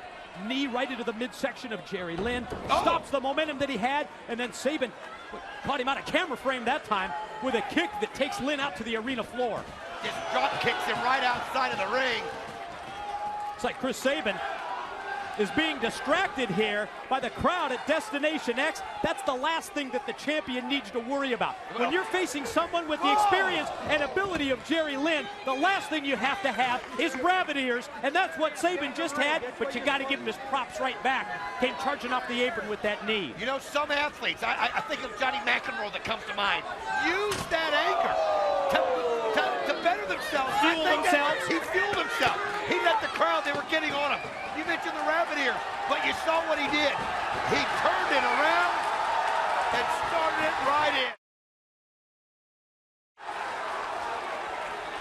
Boot right into the face of the challenger. And just as soon as Jerry Lynn tries to get into the battle, he's cut right off. Here comes Sabin. Went for the baseball slide. Lynn caught him in mid-move. Oh, wow, man. Right Sabin. on top of the rail. Right into the guardrail. Unbelievable shot right there. Right on top of the guardrail, and look at Sabin holding that chin. He felt that, and there's no give. I mean, it's so much different than hitting the ring rope. I mean, you hit that guardrail, you're hitting steel. And Jerry Lynn realizes it. Unforgiving steel. Oh, man, what a move that time by Sabin. Taking Lynn, putting all of his pressure and force, driving him back first, right across, and right into the side of the ring. Slingshot in. What an elbow. Drops it, pin, 2. Nope. Referee Hebner down for the 2 count. I like what Jerry Lynn did right there. He sent a message. He didn't want that count to get too close because sometimes the referee might miss it, or that might go a little quick on the 3rd count. Jerry Lynn got that shoulder up quick. No pin. Think this crowd's been on fire tonight? Well, they've been fired up. From the opening match, from the Ghetto Brawl, LAX in 3D, that sort of went a little interactive in the crowd. They've been rocking Destination X. And you can hear them, and they know it, and they're just screaming and getting fired up. But it's just that kind of an atmosphere tonight. Everybody is picking sides. Everybody's getting involved. And you can see right now Chris Sabin, goes after him, and Jerry Lynn able to get the feet up. And Jerry Lynn, and he hits the DDT. What a shot! Here we go. 1, 2, got it. Ladies and gentlemen, Jerry Lynn wins fall number 1. Tornado DDT out of the corner. Gets the challenger on the board first. We talked about how important getting the win in fall number 1 was, and Jerry Lynn just did it. And now Jerry Lynn, look at that. Just kind of rubbing it in his face. If you're going, I guess he's going back to the old. Look at that. Just trying to get in under the skin of Chris Sabin. The crowd's eating it up. The crowd's loving it. Chris Sabin's got to be embarrassed. He's being humbled. He's being humiliated. And the crowd getting behind Jerry Lynn. But Chris Sabin just loving every minute of it with Jerry Lynn capturing fall number 1. And look at Jerry Lynn. I mean, the guy's just doing stuff out of nowhere, Mike. And there he just sends him, clotheslines him over the rail into the crowd. Let's get interactive one more time. Clothesline, you're right. Sabin vaulted over the steel guardrail. Jerry Lynn, 1 fall away. Look out! No way! No way! He does it over the rail into the wall, but I think Jerry Lynn might have took a tough shot on that himself. What a move by Jerry Lynn! We gotta take another look at this. We gotta show it again. Look at this springboard. He just went right over the top of the rail, but he might have went too far, Mike. It looks like Jerry caught the wall himself. That's what happens when you go high risk sometimes. 20-year age difference? Wow. It doesn't matter. 43, my ass. Look at Jerry Lynn. I mean, Jerry Lynn feels it. Jerry Lynn knows it. Jerry Lynn's so close. But he took too long. He took way too long. And Chris Sabin with that young speed, able to come in, and then he just spins the kick right on top of the head. Oh, man, did he catch him unaware that time. It's not what Jerry Lynn needed. He had all the momentum. Everything going his way. The crowd behind him. And the crowd screaming how awesome it is. But now Chris Sabin found an opening, and look at this. Roll wait, through. Jerry Lynn's got it. Hit it. 1, 2. He got it. Just that close, on the verge of victory, and then he, out of nowhere, he caught him with that kick, right into the gut. Spins him around, drops him on his head. Pin, 2. No, I thought he was going to even it up, but no, it's still Jerry Lynn. Just a 3 count, just a submission away, from becoming X Division champion again. A title that he hasn't held, as Don mentioned earlier, in 5 years, since 2002. The crowd, though, realizes that Jerry Lynn may have dodged a major bullet. Chris Sabin still looking for that first fall. Still looking to tie this back up, get into this match. And look at him try to wear down Jerry Lynn. Just choking the neck, and you can see Jerry Lynn's tiring out. Maybe we were wrong. Maybe it is the youth right now, as Chris Sabin seems to be getting stronger and stronger. And look at the pacing that Chris Sabin's doing right now. He knows he's taking a beating, but he's slowed it down, I think, to kind of catch his breath, but Jerry Lynn fights out of it. Here comes Lynn off the ropes. Crossbody block. Pin, 2, no. What a kick. Just took the legs right out from under him. Chris Sabin just drop kicked, and both feet hit both legs. And I'll tell you something, that's hard to do. It takes incredible accuracy, and he hit it. Lynn gets to his feet. Here comes the champ. Sabin charges. Lynn able to move out of the way. Sunset flip. He's got it. 1, 2. It's over. No. No. 2 times Jerry Lynn on the verge of victory. 2 great near falls. He's just a 3 count away from getting back that X Division title. Boy, Sabin's got the mountain to climb here. Sabin's got to win 2 falls in a row to keep the gold. And Jerry Lynn, Powerbomb. Wait a minute. He's got his feet on the ropes. He's got his feet on the ropes, and referee Earl Hebner didn't see it. Ladies and gentlemen, Chris Sabin wins fall number 2. I don't think we should be surprised that Chris Sabin would take a shortcut like that. You're right, the vision of referee Hebner when he dropped down to make the 3 count. He never saw that the legs of Sabin were positioned on the ropes, who goes right back for the pin again to try and win the third fall and keep the title, and another 2 count. We're going to try and, if we can here. 1, 2. Oh, look, Jerry Lynn just every time a last-ditch effort getting that shoulder up. I'm still mad about the feet being on the ropes and not being seen. Going to take a quick look here, if we can. We got to keep our eyes on the action. Going to try and see what brought us to this point in the match. Jerry Lynn wearing him down, and Jerry Lynn hitting the DDT. That was fall number 1. Oh, he was in total control at this point. But then right here, you can see where it went bad, and look at that. Sabin puts the one leg up, the other leg on the rope. And we are back live at Destination X. Yes, tied up. 1 fall apiece. The X Division title goes to the winner of the next fall. Sabin's got, oh man, Lynn, and just takes him right across the side and drops him down across the knee with the backbreaker. Oh, he's feeling it right now. He's cocky. He's feeling good. He realizes that he's got the momentum right here. And oh man, he could have went right. Oh, and he went. Oh, took too much time. Jerry Lynn gets out of the way. Gets out of the way again. Fist drop, missed twice. Lynn moves out of the way. Sabin catches nothing but turnbuckle. Jerry drops him. Pair of shoulder blocks. Oh, went right airborne with the clothesline. Oh, and you can see Jerry Lynn getting fired up. Chris Sabin trying to ward him off. Chris Sabin goes for just, oh, but he slips loose. Trying to roll him up. Wait a minute, he's got it. Oh, Chris Sabin uses his strength to get out of that. Lynn was close that time to getting the 3 count. Look at the suplex right into the 1, bridge. 2. Oh, again, Sabin able to get out of it. Jerry Lynn was so close to having that belt. We are tied at 1 fall apiece. The gold goes to the winner of this third and deciding fall. Both Lynn, the challenger, Sabin, the champion, they're down in the middle of the ring. The crowd really getting behind Jerry Lynn in this matchup, urging the 43-year-old pioneer of the X Division on. Oh, man, Sabin dropped him face first across that top turnbuckle. Here comes the champ. Oh, he just, that face washes that boot. I mean, just takes it so up that high kick. Right across the face, and he's got Jerry Lynn where he wants him. Gonna get him in the cradle shock here. Sends him around and hits it. His patented finisher. 1, 2.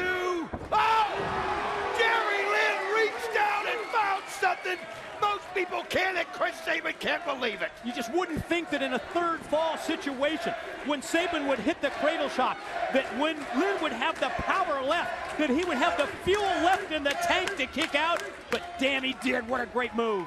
Some unbelievable effort by Jerry Lynn, but you wonder what he's got left. And now Chris Sabin showing that he's going to go and finish it. Going to do Jerry Lynn's own cradle power driver. That's it. But he fights out, and now Jerry Lynn has him and ends it. Desperation move by the challenger, and Lynn at this point I don't think quite aware of his ring positioning and how close he is. He could have gotten the pin. Slow, however, to respond and slow to make the cover, but Jerry's back up to his feet. Well, he's taken so many times where he's had to get, wait a minute. What in the world? Somebody in a Sting mask just ran right by the broadcast table and hopped up on the apron. That's ridiculous. Cradle shock. Here comes the cradle shock. He's got it. Oh, he hits it this time. There's no way he can fight it off again. No way he can fight it off again.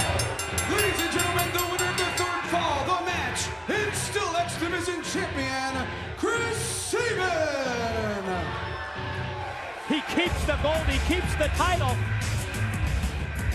He hit the low blow, then he hit the cradle shock.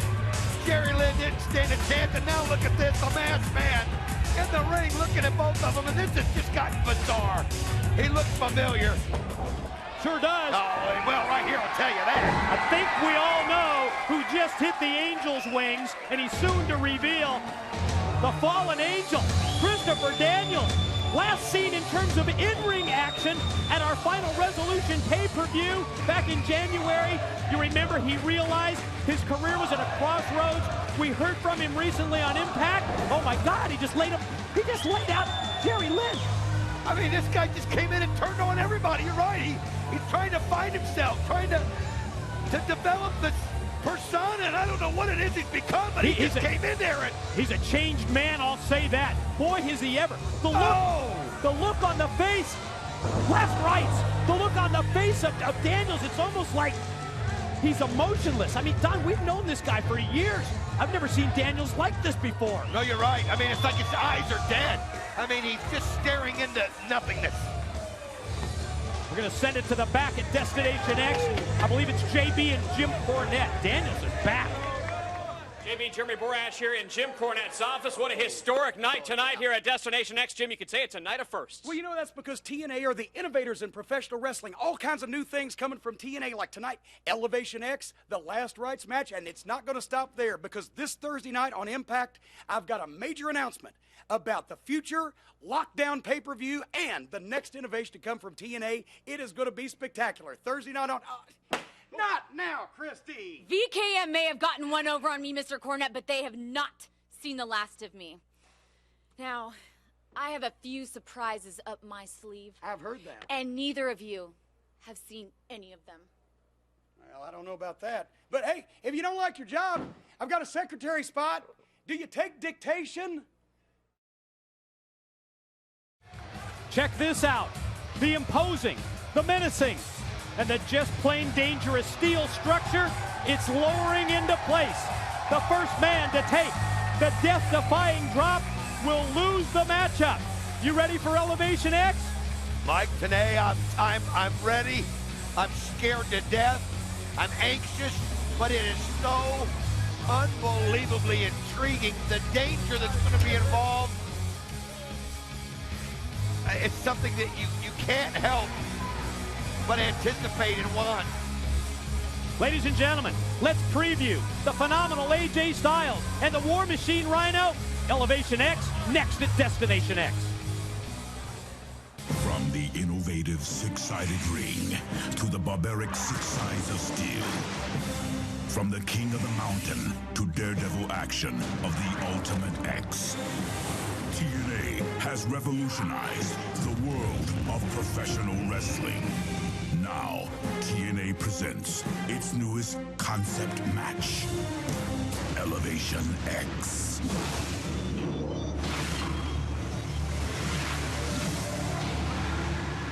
Elevation X, debuting March 11th at TNA Destination X. At Destination X, 2 stories above the ring. It's me and you, AJ. You started it. I'm gonna finish it. It's your creation.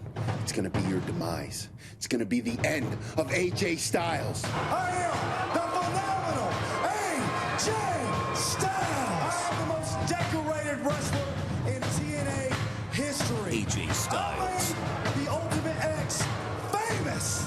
A menacing steel structure that looms 20 feet above the six-sided ring. My new invention, the Elevation X. Elevation X. Elevation X. Elevation X. Your latest invention is gonna be responsible for the end of your career. 2 men will fight for their lives. One will be left standing high above. One will take the death-defying drop. AJ, when you're standing up there, do you feel fear? Are you afraid? When you look across that scaffold, when you look across Elevation X, and you're staring into my eyes, and I don't care if I have to sacrifice my own life, because I will destroy you. Your creation will be your end, and I will take you off that Elevation X with a gore! Gore! Gore! On top of the world! You ran from me for the very last time. But there's only room for one. Someone is going to take the death-defying plunge. The phenomenal AJ Styles takes on the War Machine Rhino in Elevation X. Ladies and gentlemen, Destination X continues with the Elevation X match. The first man to drop from the Elevation X structure will be the loser. Introducing first, from Detroit, Michigan, the War Machine Rhino. How often, Don West, do you hear a competitor, do you hear a wrestler, especially someone like the War Machine Rhino, talk about feeling fear, talk about being afraid? Let me answer that for you. Never, but we've never had Elevation X. It debuts tonight. TNA takes it to another level. Destination X, Elevation X, and I'm scared as hell as well. And his opponent from Gainesville, Georgia, the phenomenal AJ Styles. Let me tell you,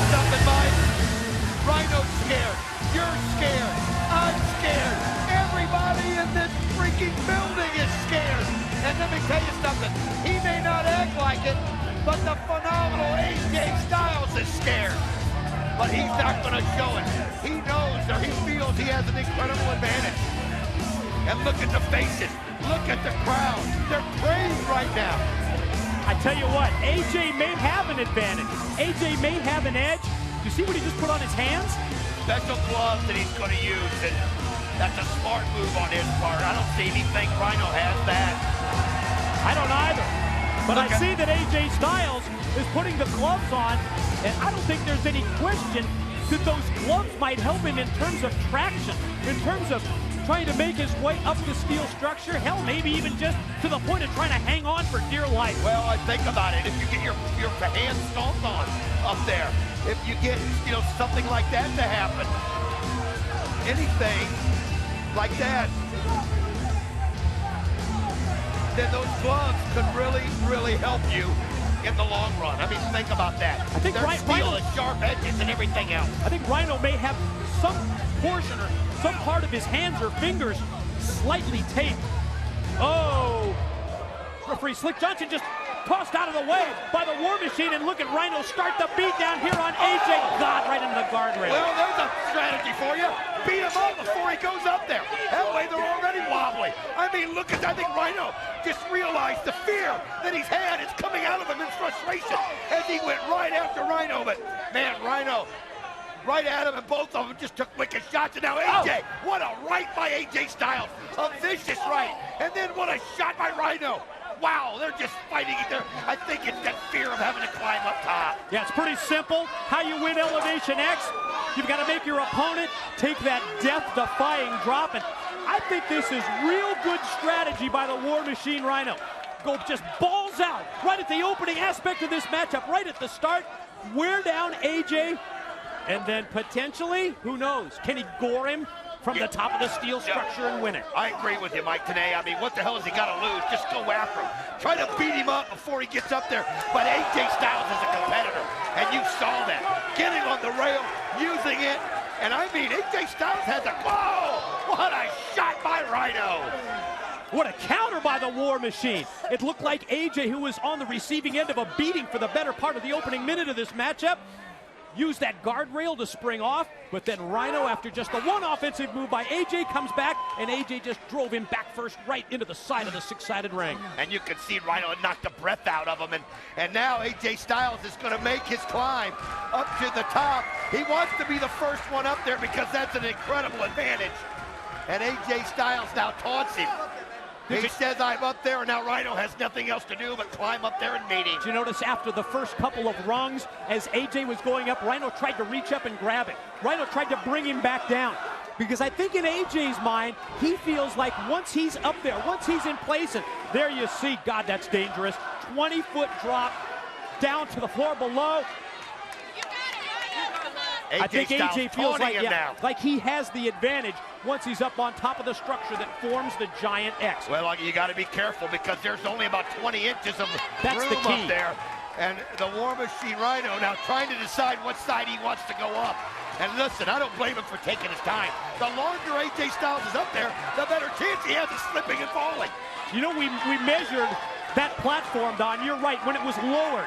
Trust me, we didn't get anywhere near the top of this structure. It is just a 20-inch platform.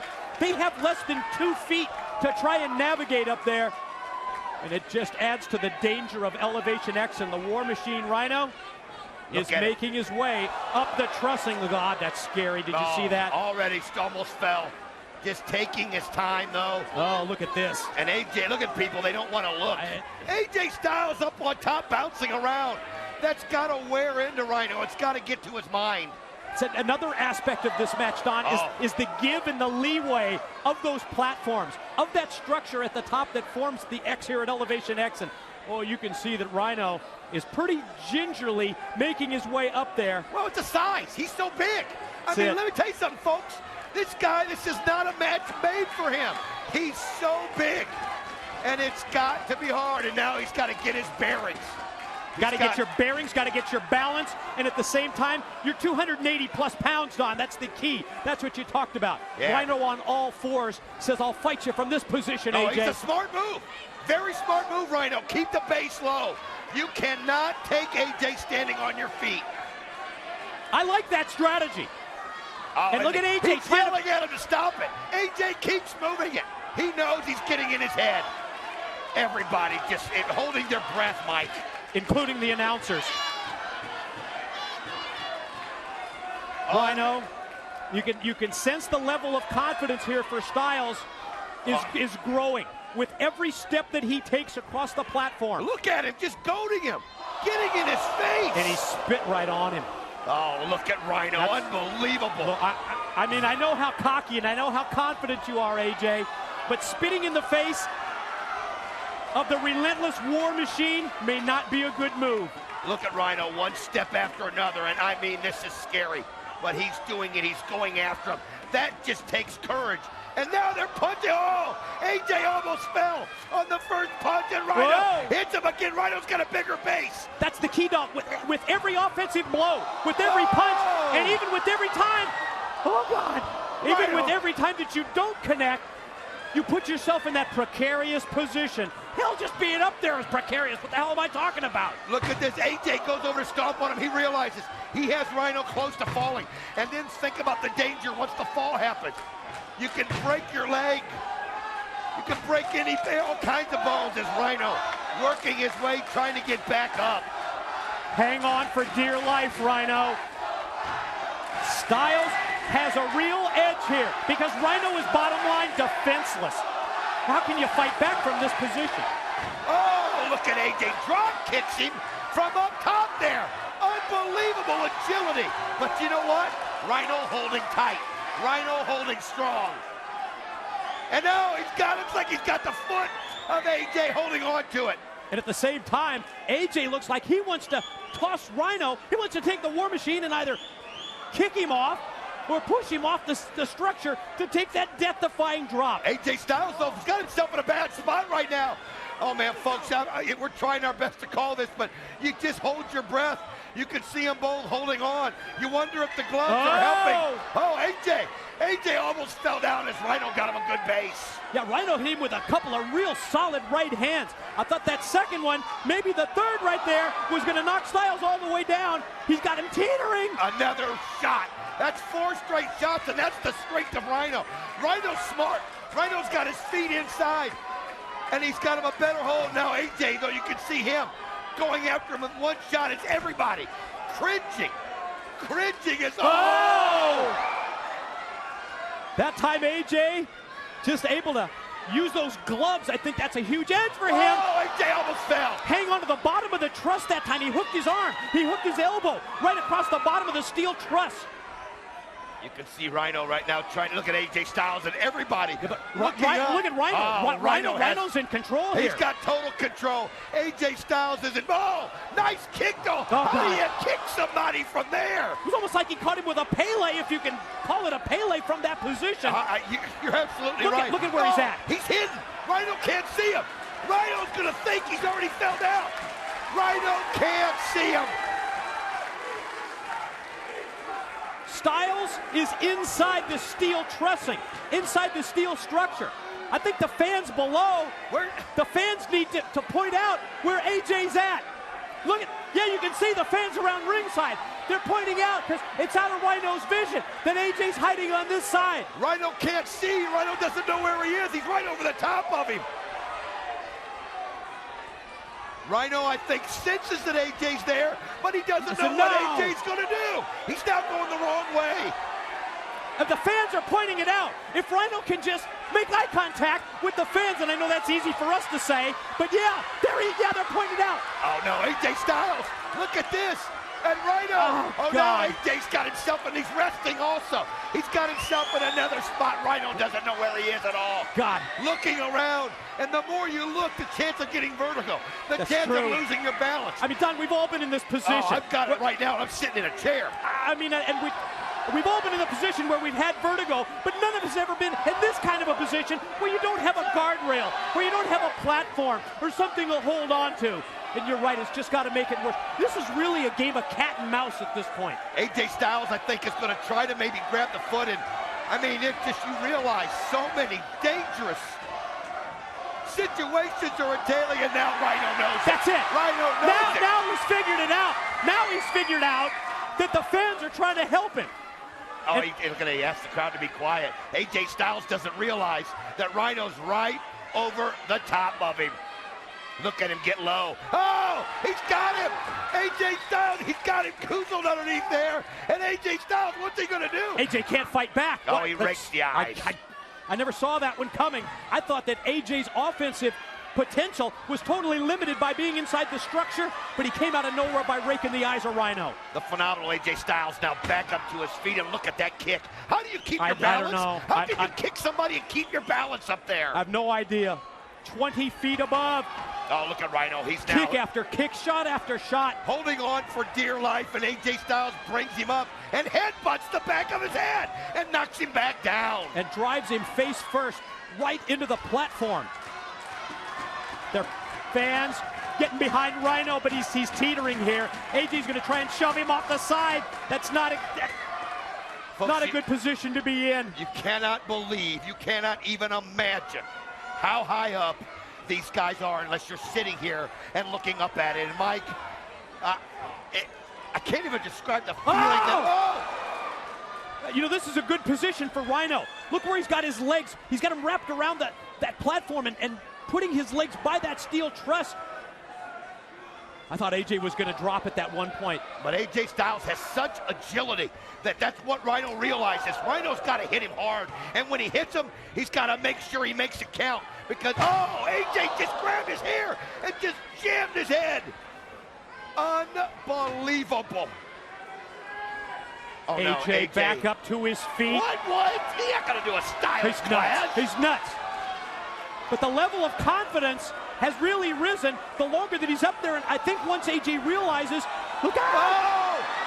No, it's not style. Oh, look at that. Rhino just sends it down and now starts beating on him. Rhino able to take advantage of it. AJ got too cocky. That was crazy to try that move. Series of shots by Rhino turns it momentarily in his favor. Listen to Rhino scream at him. Yeah, I don't think you need to be a lip reader to hear that one or figure out what he said. Oh, no, Rhino getting to his feet. Base yourself. Look out, Rhino. Oh, no, look at them both fighting and trying to throw him off. Oh! Jawbreaker by Styles. Unbelievable. Rhino able to somehow get to all fours. And now what in the Wait a minute. world? What's he doing? White. It looks like he's got a bang. Oh, he does. White powder. He's got, no, not. You don't want to see Rhino blinded up there because then he's totally defenseless, Don. What a cheap ass trick. You're an SOB. Oh, he got him. He's blinded. The powder. Stop it in the face of AJ Styles. He doesn't know where he is. No man's land. It caught him by surprise. And here's Rhino standing up. Oh, my God. No way. No way, Rhino. And could he be doing the gore? He does! Oh, he gores him right into the... Unbelievable! I yelled, gore, gore, gore! Oh, AJ slipped! Knocked him right to his back with the gore! AJ hanging on for dear life! AJ knows how in trouble he is!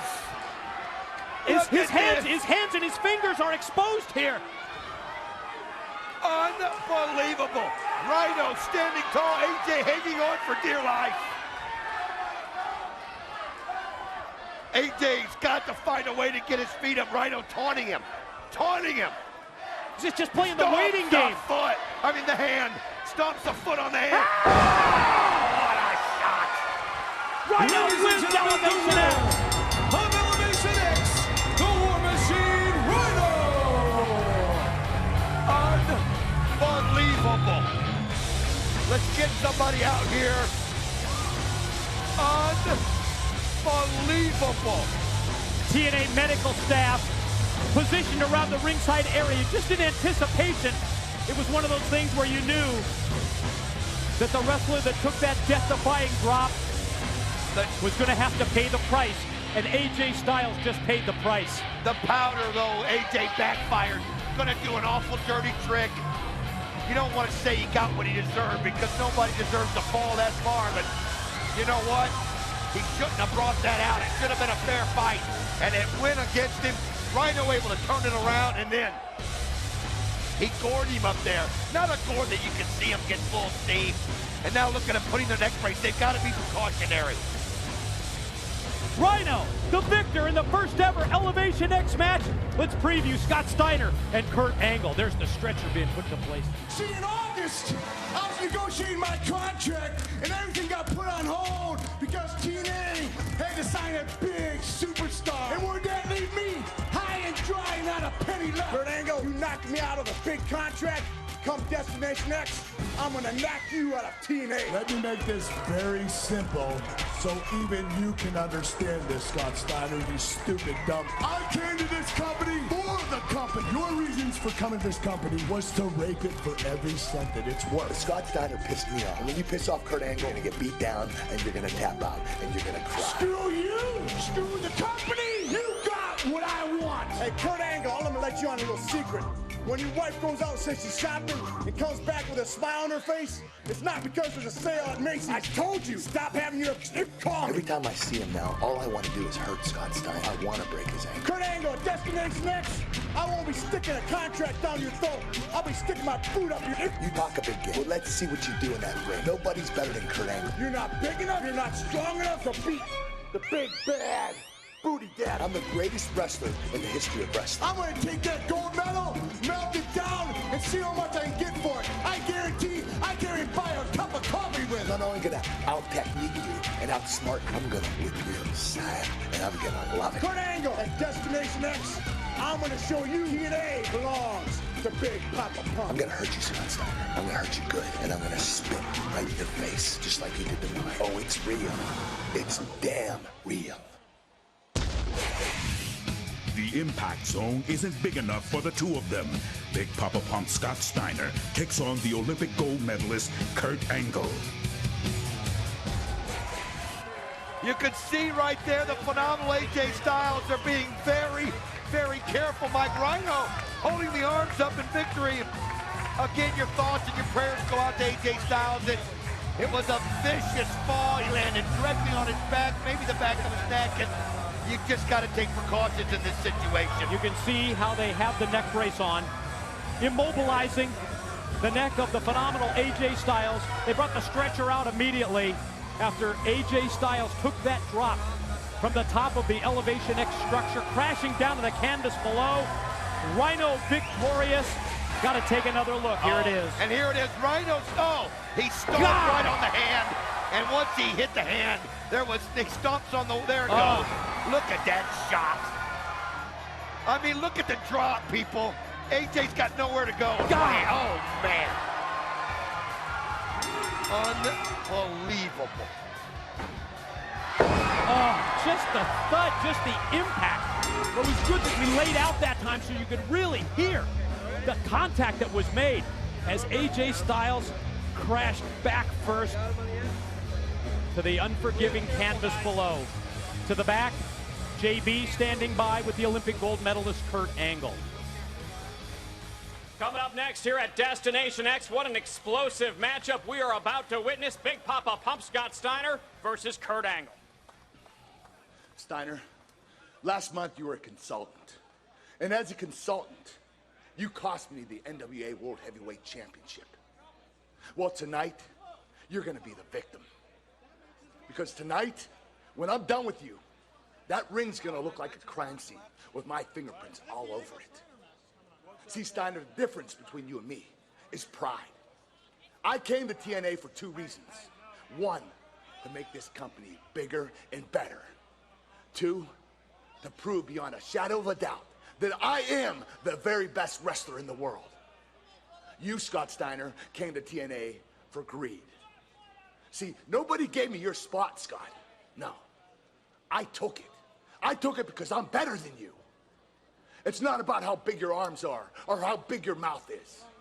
What matters is what happens in that ring and who wins. And that's what I do. I win. So tonight, Steiner, I want you to put your money where your mouth is. Because tonight, I'm going to show that my intentions and my word are real. They're damn real. It's Steiner versus Angle next here at Destination X.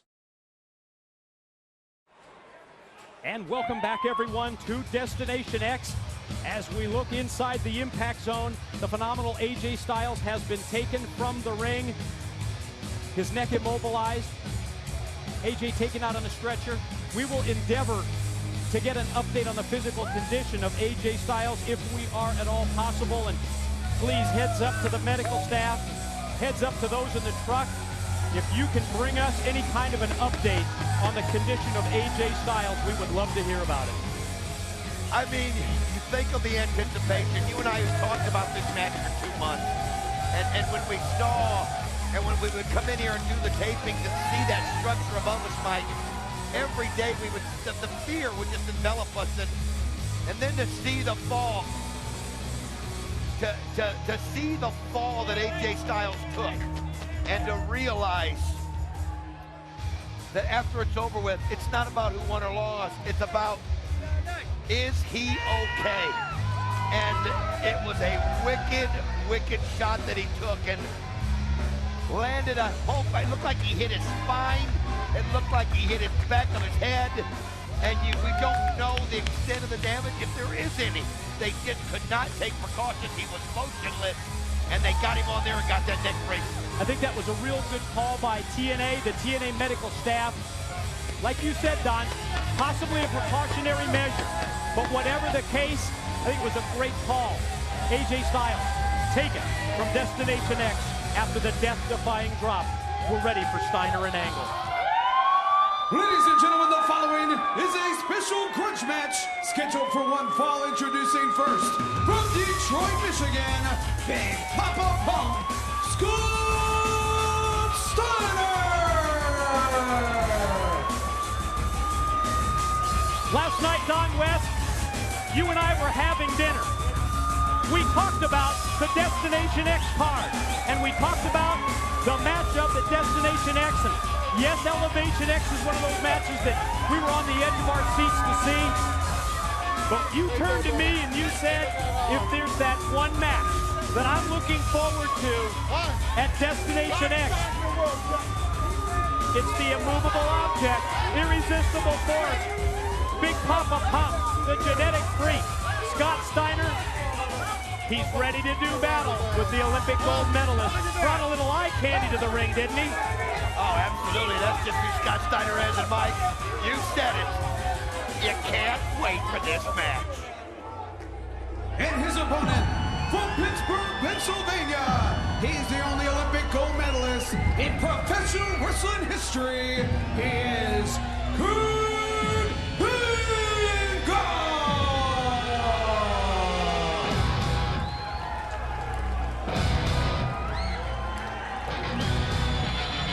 in all the years that I've been around professional wrestling, I think it's safe to say that we are looking at the two most intense individuals maybe ever in our sport. Certainly when I think you talk about active competitors, you talk about intensity, you talk about full speed ahead, never putting it in reverse. Two names come to mind. The Olympic gold medalist, Kurt Angle, and the Big Papa Pump himself, Scott Steiner. I mean, they wear their heart on their sleeve. Their emotions are out there for everybody to see. They can't control them. It's just who they are. They're so intense. They're so focused. Unlike anybody else you'll see in a wrestling ring. And that comes from their history. Both of them have the same history. It's collegiate wrestling in the whole 9 yards. And you know, you talk about dream matches, and you mentioned it. We always talk. We couldn't help it. This is the one match we wanted to see above all else. And that's just because you always wonder, what would it be like when the irresistible force meets the immovable object? Then factor in the situation where Scott Steiner feels in his mind that he was frozen out of TNA because TNA management went out and signed the Olympic gold medalist Kurt Angle. At the same time that Steiner was negotiating his contract to come back to TNA, they inked Kurt Angle to the big deal. Scott Steiner feels like he was on the outside looking in. And in his mind, this is about gaining revenge for taking money away from him, from taking food off of his table. I mean, let's face it, a lot of people were jealous when the Olympic gold medalist came in here. That's just understandable, but you know what? They stayed here. Scott Steiner didn't. Scott Steiner didn't get a call, and he felt there was one reason. They couldn't afford both of them. Scott Steiner in his mind feels that all the praise, all the glory that Kurt Angle's getting for helping TNA go to that next level should have been his. Shoulder block in mid-ring. Steiner takes Angle down. First offensive move of the matchup. Intensity, we can just see it right in their eyes. Can't you? They lock it up, and Steiner grabs the side headlock. You know, when you think about these two and you think of the mat wrestling skills, you think, well, Kurt Angle has a distinct advantage. But let me tell you something. In wrestling, weight has a big advantage. And Scott Steiner's got that edge on Kurt Angle. But Kurt Angle, he's not somebody to shy from anybody. He's going to have to try to dictate the pace. He's going to have to try to make sure he can go in and out, stay out of the grasp of the biggest arms and the shortest fuse in the business. Think of the defensive aspect of this match. So often you think of offensive moves. Scott Steiner, he's got to stay out of the ankle lock. Oh, there's one. That's payback. That's payback. That's a headbutt right across the bridge of the nose, and then the great uppercut that follows. Oh, Scott Steiner in his face. Kurt Angle, he methodically timed it perfectly, and look at the advantages given. Kurt Angle just applies the foot right to the neck, and he busted him open. Yeah, look at the forehead of Scott Steiner. You talk about turnabout fair play, exactly what we've seen here. Steiner on Impact several weeks ago with that vicious headbutt that opened up Angle, and Angle comes right back and gets himself some here at Destination X. Remember, Steiner, whoa, and a shoulder block by the Olympic gold medalist. Steiner needs to stay out of the ankle lock, and Angle, he's got to be very wary of the Steiner recliner. There's the first suplex, and you know that's not the last one we're going to see here. Belly-to-belly takeover. Suplex hit by Angle on Big Papa Pump. Follow move is a running clothesline. Oh! Whoa, man, Steiner went over the top, and his face hit the apron on the way down. Mike, you got to ask yourself, how prepared was Scott Steiner? We saw him come in nonchalant with the glass of wine and the beautiful ladies. We saw him walk into the ring. I think he was using that as playing mind games, but you don't play mind games with Kurt Angle. You wonder how prepared he was, as Kurt Angle obviously prepared and knew once he got the momentum he would go right after and look at it. But he slides out, Scott Steiner waits and then hits him with the clothesline. You know, you don't often see Angle try a move like that baseball slide. He went to the well with it that time, and he paid the price because Steiner moves out of the way and then comes right back by decking him out on the arena floor with that clothesline. Oh, he's got him right there by the steps, and you knew it was coming, and he just slammed his face on the steel steps. See the impact of Angle going into the steps there? I mean, you could lose a tooth. You can lose a tooth that way. You could break your nose. You could break your chin. And just smash your face in whole, and Kurt Angle dazed. Scott Steiner now realizes all it took was a couple vicious shots, and yeah, you're not going to see the athleticism of an AJ Styles and a Jerry Lynn or a Chris Sabin. You're just going to see two hard rock warriors just fight it out, strength on strength, mano a mano, and here it is. Taking the elbow up, and brings it right down on Kurt right into Angle. The pin attempt, but barely a one count. I think Angle, after being taken into those steel steps, pretty happy that he's wearing that mouthpiece, don't you think? Oh, absolutely. Fired off into the corner. As Steiner charges in, Angle gets the boot up and drops him like a big redwood tree, then goes right to the mount. Going to try and further open up the cut on the head of Steiner with a series of right hands. Just vicious rights right there by Kurt Angle. But, you know, I was talking with Samoa Joe, who had epic battles with Scott Steiner, and he said the hard part is he's just such a hard load to lug around. I mean, he wears you out just when you're clinching with him, and you can see that's what's happening. And he has a weight advantage, as I mentioned before, on Kurt Angle here, and Scott Steiner using it to his advantage, and now look at him apply the pressure. Yeah, it's pretty much been the story of the match to this point. Steiner exploiting the edge and advantage that he has. And now at this point, he's just neutralizing Angle. Again, notice the weight positioning here. Not only grabs that hold around the neck of Angle, but at the same time, he's putting all of his weight, as you mentioned, that Joe related to you, putting all of his weight behind it, and that just wears Angle out. Oh, it does, and both these guys have that ability to make you submit. And now Kurt Angle, those ropes are looking farther and farther away because he can't get to a base. He's trying to, he's got to his feet. Oh, and he uses the elbow, and he goes quick, and that's what you gotta do when you see the opening, you gotta take it. Desperation, and drops him with that back suplex. Took Steiner high up into the air and dropped him down right on the back of his head. But boy, Angle slow to recover. He's out of breath. He's out of oxygen. I mean, we saw Scott Steiner just have that chokehold on him and wasn't going to let it go. But look at the rights now.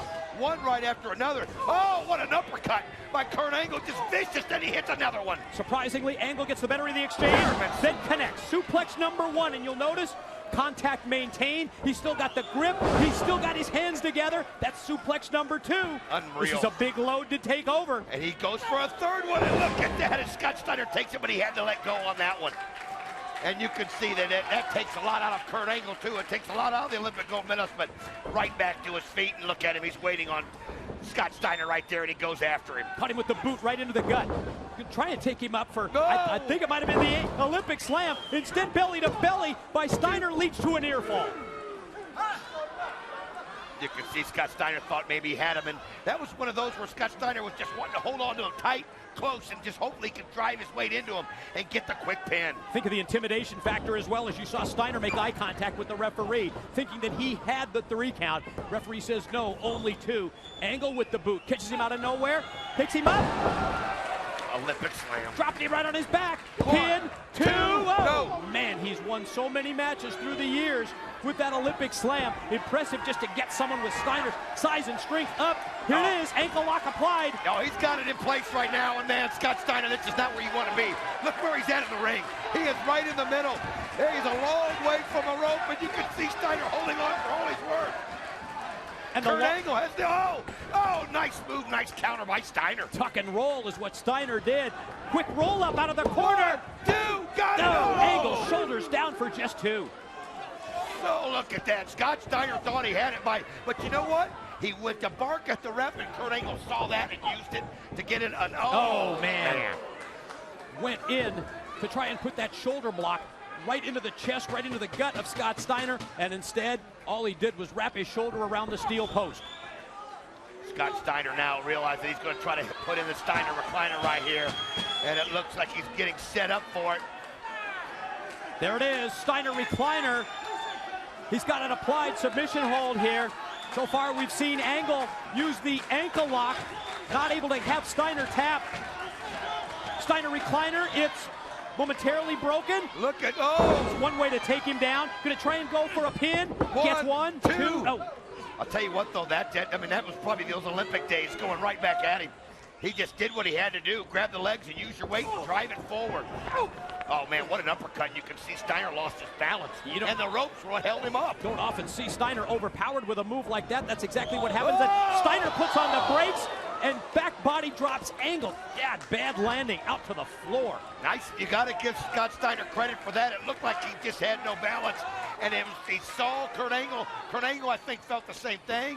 And Scott Steiner just lowered and then rose it up at the right time. And now Kurt Angle's reeling. Oh, man. Slammed him into the rail. Advantage Steiner. And there goes Angle. You're right. Directly into the unprotected steel of the guardrail. Steiner says count him out. Oh, he'll take a victory any way you can. You don't worry about how you beat a Kurt Angle. A weary Kurt Angle makes his way back into the ring, and boy, is Steiner ever ready for it. Just chomping at the bit, waiting for him to get into the ring. Oh, look at this.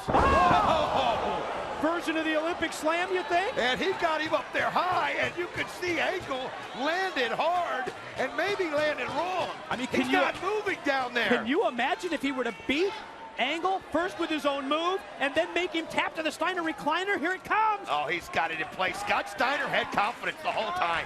Scott Steiner felt that his weight, his experience would be an advantage. He felt like Kurt Angle was overrated. And look at him apply. Look at him pull back on the chin. Look at the pain. Cranking on the head, cranking on the neck of Angle, who digs down deep and amazingly breaks it and then elevates him up. Olympic slam. How could he do that? How could he figure it out and he takes the straps off? And you know he's ready to go now. If there's ever a time when he takes the intensity level up another notch, it's when the straps come down. There's the ankle lock. He's got it in place. He's holding it in tight. You see Scott Steiner trying to get to the ropes, but he can't right now. And he's wondering if he's going to tap, and look at him try to get a base. And again, Kurt Angle. It's got it applied here. Scott Steiner getting closer, and he's got the rope. Man, fans, he pulls him off. Pulls him right back into the middle of the ring and maintains his grip on the ankle lock. The fans here expecting that Steiner was going to tap in anticipation. But no, Steiner uses his free leg to kick out and then comes right back with a vicious clothesline. Just about took his head off. Man, I'll tell you what, it's just like a wall hitting you, but you can see how out of breath he is. And look at him favor. Oh. Look at him favor the ankle. Oh, well, he just had a vicious ankle lock put on, and that's what it does to you. If you get out of it, you can't walk. It's like your foot's asleep because it cuts the blood off to it. Yeah, even you felt that. Yes, I can tell you right now, I didn't get feeling back in it for like a week. Big Papa Pump. Gonna try, my God, is he gonna go for a belly-to-belly here? Unbelievable, up from the top right here, you can see him. Kurt Angle, though, getting up. Look out. Wait a minute, Steiner, look at this. Kurt Angle, Sunset Steiner flip holding attempt. on. Steiner holding on for dear life. 1, 2, got it. Got the pin. Ladies and gentlemen, here is your winner,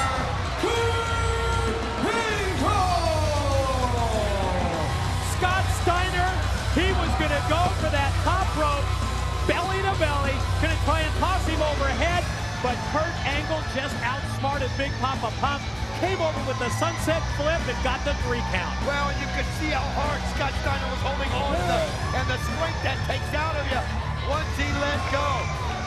I mean, we're going to look at some of the action from this match right here and show you, but once he let go, Angle able to get the pin. Here's the beginning. Watch this headbutt. What a shot there by Angle.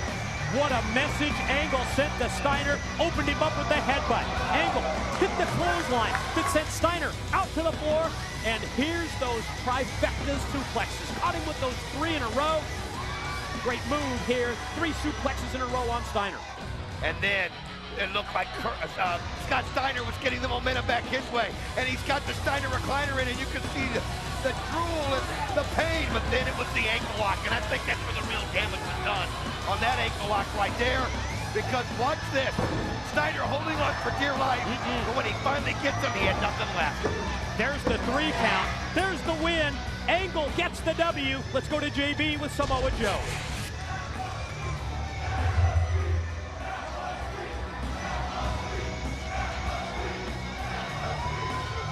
Impressive win. Now we're going to send it to the back. Here's the challenger, Samoa Joe. Yet to come tonight, the NWA World Heavyweight Championship is on the line. It's Christian Cage defending against my guest at this time, the Samoan submission machine, Samoa Joe. Joe, your mindset going into your World Heavyweight title shot tonight? For 2 years, 2 long years, I was locked in a cage. For 2 years, I was denied what was rightfully mine. But tonight, that all changes. Tonight, I am set free. Tonight, I am born again. Tonight, I will rain down vengeance and violence without prejudice. Tonight, I achieve my destiny. And the only thing standing between me and my destiny is you, Christian Cage. And as for Abyss, don't think for a second I've forgotten what you've done to me. And if you decide to come down to that ring, if you decide to stop me from my destiny, I guarantee you one thing. You will fall like all others. I will not be denied. I will not be denied. Tonight is my night. And at Destination X, this will mark the beginning of the Samoa Joe NWA Heavyweight Championship reign.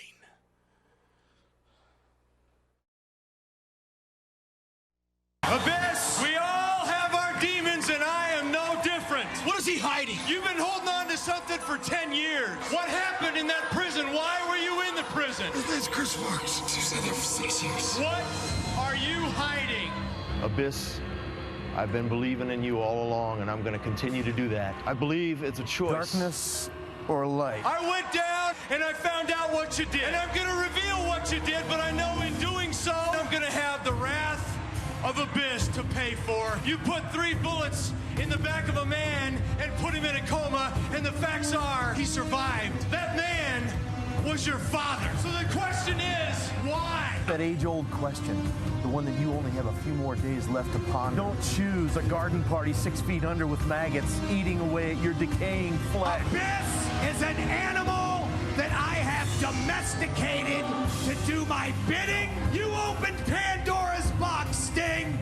You had to reveal the deepest, darkest secret in Abyss's past. Sting thought that the truth would set Abyss free, but all it's done is set him off. This, what? Fire in the face! Choose the life. Clean slate.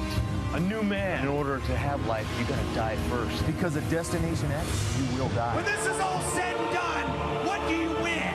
Abyss? When I look in Abyss's eyes, I see a human being, not a piece of garbage like you. Abyss is nothing without me. I use him.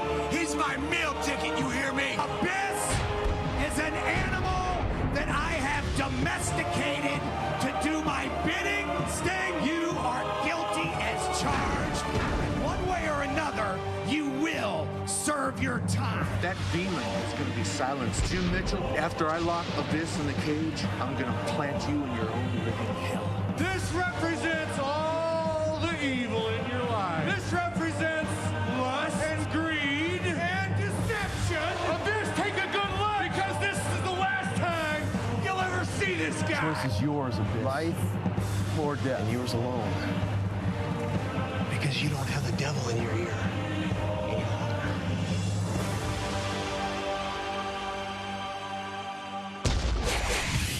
Who will choose life, or will it be death? Abyss faces Sting in a Last Rites match. Destination X continues with the Last Rites match. To win the match, you must put your opponent into the deathbed and close the lid. Introducing the first participant, he stands 6 feet 8 inches tall and weighs 350 pounds. The Monster, Abyss. From the very moment that Sting rid TNA of James Mitchell, Abyss, if at all possible, has been even more out of control than ever before. Tonight is Destination X, the Last Rites matchup, where the competitors must call for the deathbed to be lowered from high above the ring, and then you've got to take that beaten down opponent. You've got to put him inside that deathbed, slam it shut, and send him to the ceiling. And his opponent from Venice Beach, California, weighing 245 pounds. Ladies and gentlemen, this is Sting!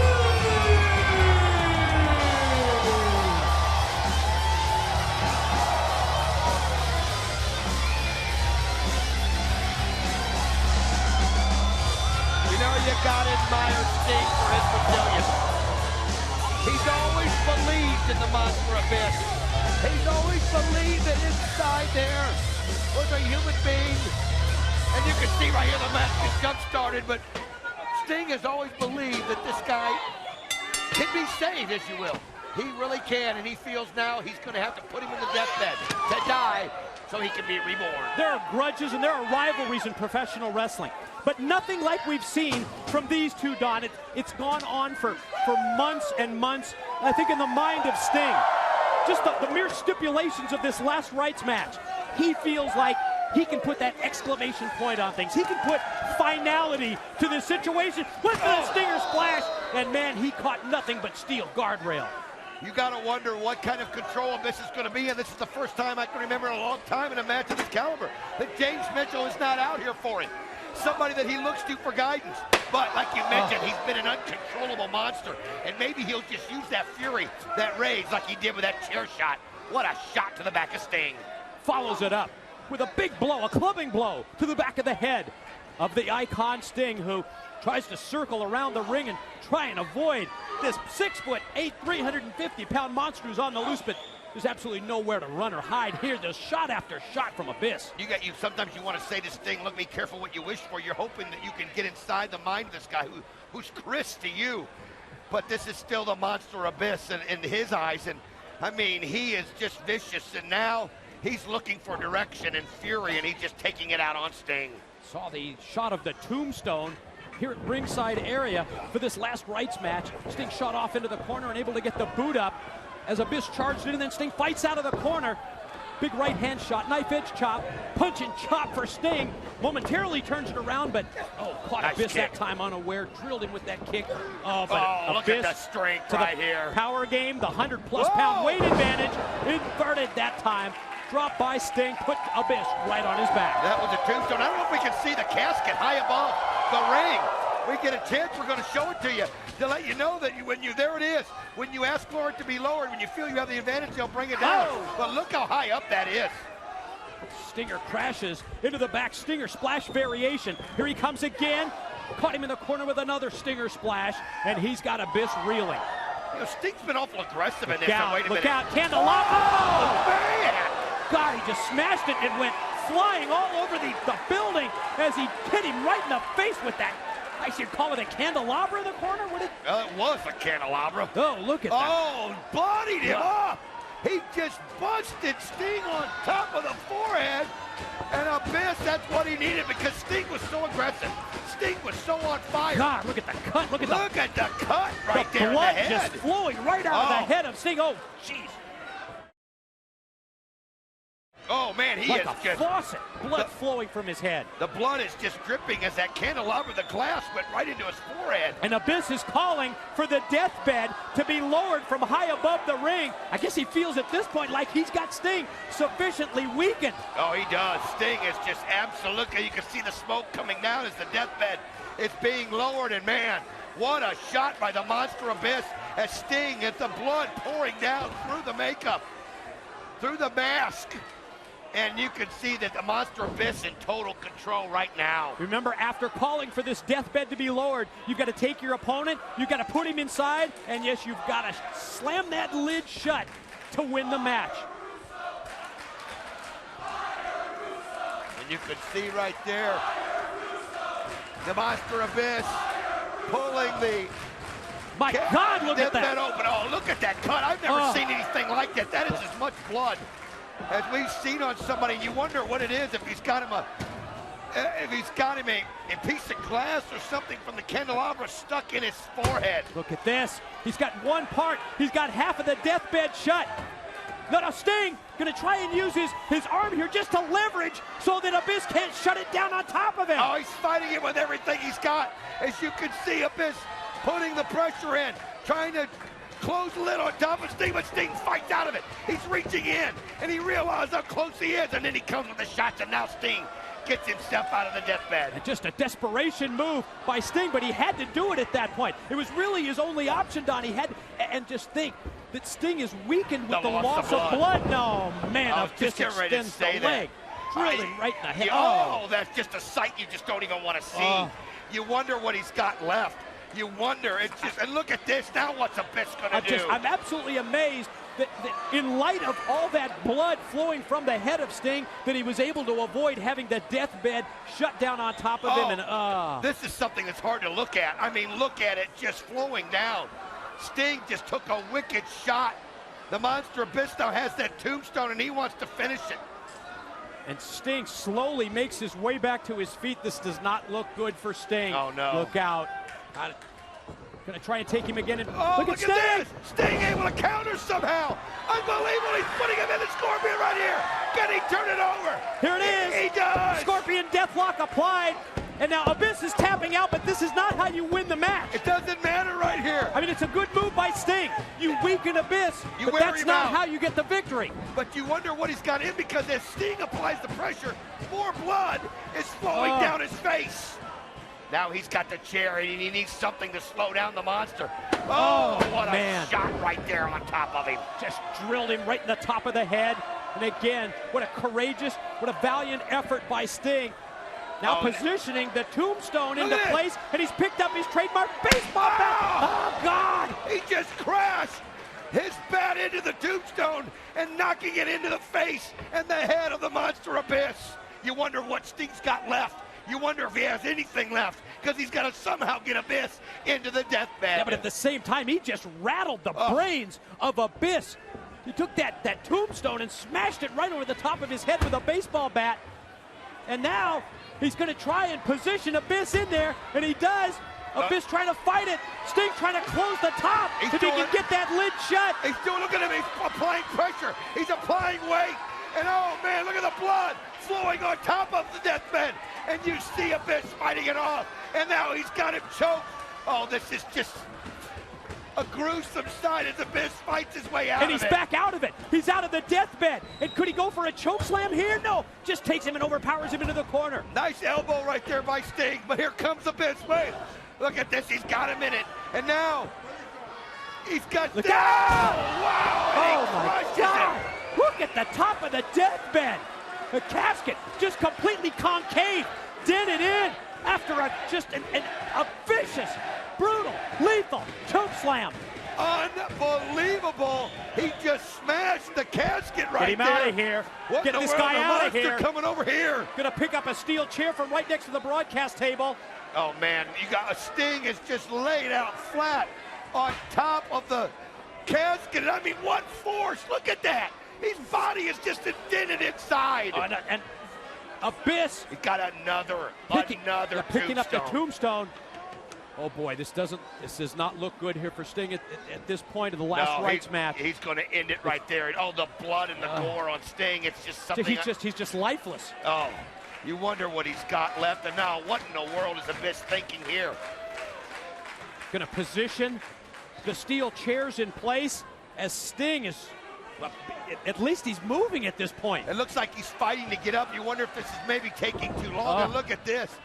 You can see Abyss setting the tombstone up. He's got some kind of strategy here. Oh, he's going to try to break the face of Abyss right through the... Or Sting, rather. I mean, Sting right through the tombstone. And you can just see Sting just gradually getting to his knees. Barely. He has nothing, Mike. Barely getting to his feet. He has nothing. Abyss takes it. Oh, no. Right at the head, and you can see Sting almost collapse right there in the corner. Oh, look at this. He's going to suplex him, try to suplex him into it. Just kind of bust his back because we can just haul him into the casket. I don't even know how you're going to get the top of the casket off. Here goes Abyss. Up to the middle rope. The lifeless form of Sting. Oh. There's no way he can fight this off, is there? How much blood? Look at the blood all over the mat. Look at Sting fight it off. Unbelievable that he can muster the strength, that he can dig deep and come back with the power. Look at him. He's like a man possessed right now. Now he takes the candelabra and rips it off and smashes in. And Abyss goes through the tombstone himself, and wow, it backfired on Abyss. Used it as a weapon, hit him on top of the head, and you're right, Abyss just crashed right through and just broke that tombstone in half as Sting amazingly, you see, just dropped to his knee right there. Gonna try and open up the deathbed and try and get Abyss positioned inside the casket. I mean, like I said, he's already smashed it in, but he's got him in. This is his chance after he put him through. There it is. That's it. That's how you win it. Ladies and gentlemen, the winner of the match is Sting. A monumental effort by Sting. Unbelievable, Mike. The fact that he's able to reach down with that kind of blood loss. To reach down when he was smashed. And look at this. They're both laying on it. It's the deathbed. The deathbed is raised to the ceiling here, and you're right. Sting, just his lifeless form, his prone body. And now he gets off of it as he realizes, or he's still on it. As the deathbed being raised up and Abyss still inside. I mean, the guy's still out. He's still wore out from the match. He couldn't even get himself off of the casket, Mike. Inhuman effort is what we have just witnessed. Sting victorious in the Last Rites match, and the deathbed has been raised to the ceiling. Unbelievable, unreal. How he was able to persevere, how he was able to come back. First the shot with the candelabra with the glass went right into his head and cut him deeply. Unreal. Up next at Destination X, the NWA World Heavyweight title is on the line. He overcame 14 of TNA's top stars in a gauntlet match for his first shot at the NWA World Heavyweight Championship. My whole life has been geared towards this. Everything that I am has been geared towards this. Everything that I've done has been geared towards this. You gotta understand one thing. This is my ultimate goal. This is what I came to TNA for. This is my destiny. You say you've been waiting for this moment your entire life. You've been waiting for this moment to become a champion. You see, the thing is, you're trying to become a champion, while Christian Cage is building a legacy. You can bring an army, you can bring a militia, you can bring an empire, but nothing will stop me from taking that belt from you. Nothing! will get in my way of being a champion. Nothing will stop my ascension to greatness. Impressed with Samoa Joe, sure. Who's not? But I'll tell you this much.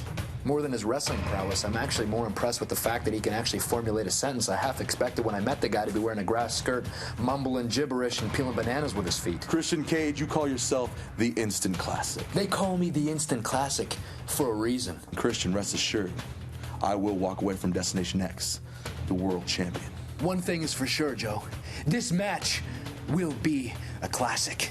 Nothing will stop me from taking that belt from you. You see this belt, Joe? I personify everything that it is to be a world heavyweight champion. Christian, at Destination X, I get my first title shot at the NWA World Championship. I'm the biggest star in TNA. I'm the biggest star in this industry. This is my fate, and not you, Christian.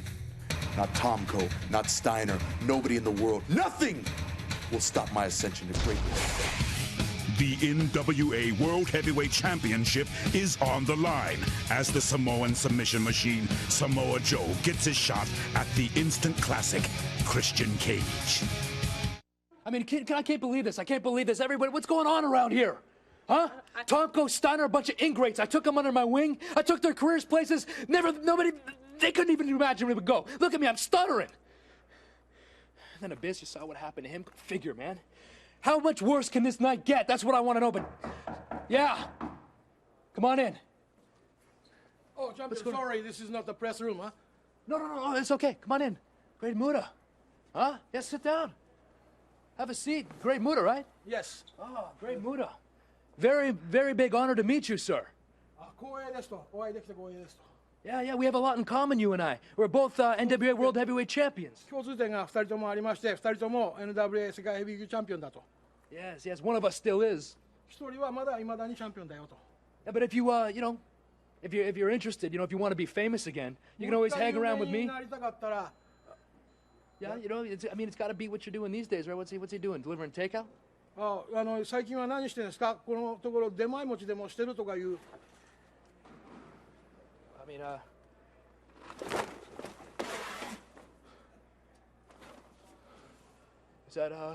does that mean you won't help me with Samoa Joe tonight? Huh? All right, no, that's okay. No, that's good. Stick around. Take whatever you want. No, it's good. I'm good. Just stay. I'm up.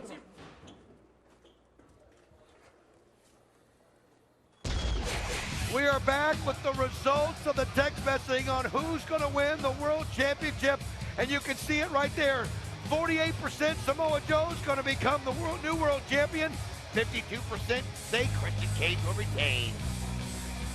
The history, the prestige of the longest recognized championship belt in professional wrestling, it's at stake next. It's time for the NWA World Heavyweight title match. We're going to break it down, and a quick glance of the stats shows the 50-plus pound weight advantage for the challenger, but the champ has a decided edge, yes, in experience. Last month on Impact, Samoa Joe outlasted 13 opponents to win the gauntlet and gain recognition as the #1 contender. In his second reign as world title holder, Christian Cage looks to build on what he refers to as his legacy tonight. Another hurdle. Since arriving in TNA, Samoa Joe has made it clear he expects to be NWA champ. He dominated the X division. Unbeaten for 18 months, opportunity is here to fulfill his quest.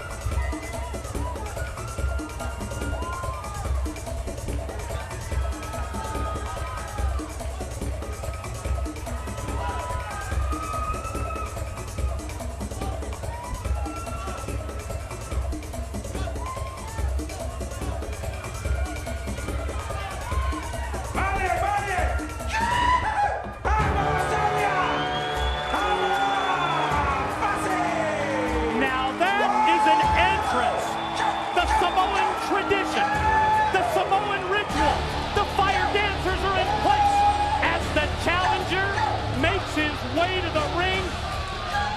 The look on the face of Samoa Joe tells the entire story. It's his ultimate goal, but will it be his ultimate destiny as they fill up the six-sided ring with the screamers?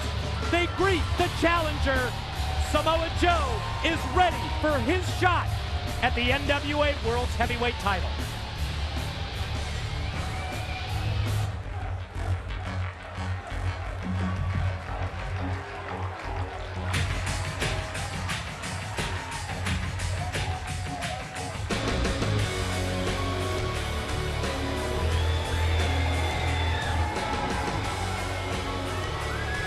Mike, the first thing I've noticed is how prepared Samoa Joe seems to be. He feels it. He knows this is a moment to mark in history. His chance to become the NWA World Heavyweight Champion. Christian Cage, on the other hand, has been worried about where's Tonto. Will Scott Steiner be there for me? Will the Monster Abyss be there for me? Instead of concentrating on the one thing, and that's retaining that World Heavyweight Championship. We know how strong he is mentally, Mike, but you've got to ask yourself, is he fully prepared to take on the Samoa submission machine? Because Samoa Joe feels this is his night to howl. The look on the face of Christian Cage cannot be described as confident. You talked about Tomko in Japan. You talked about Steiner concentrating on Kurt Angle. And you talked about Abyss losing that match, that Last Rites match to Sting. He loves backup. He loves support. He loves the Christians coalition, as he calls it. But when it comes to Tomko, when it comes to Steiner, when it comes to Abyss, he's 0 for 3 tonight. Bottom line, Christian Cage, you're on your own, brother. NWA World title matchup is next. To the ring in JB for the introduction. The following contest is scheduled for one fall and is your main event of the evening. When the bell rings, the man in charge, TNA senior official, Mr. Rudy Charles. And now, ladies and gentlemen, live from Universal Studios Orlando, it's time for your heavyweight championship bout of the evening. Introducing, first of all, standing in the corner to my left. He weighed in this morning at 280 pounds and comes to us from the Isle of Samoa. He is the #1 contender for the NWA Heavyweight Championship of the World, the Samoan Submission Machine, Samoa Joe.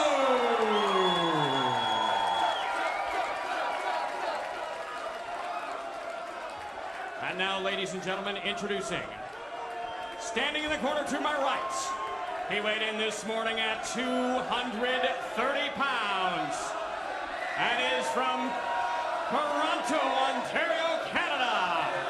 He is the current reigning and defending NWA Heavyweight Champion of the World, the Instant Classic, Christian Cage.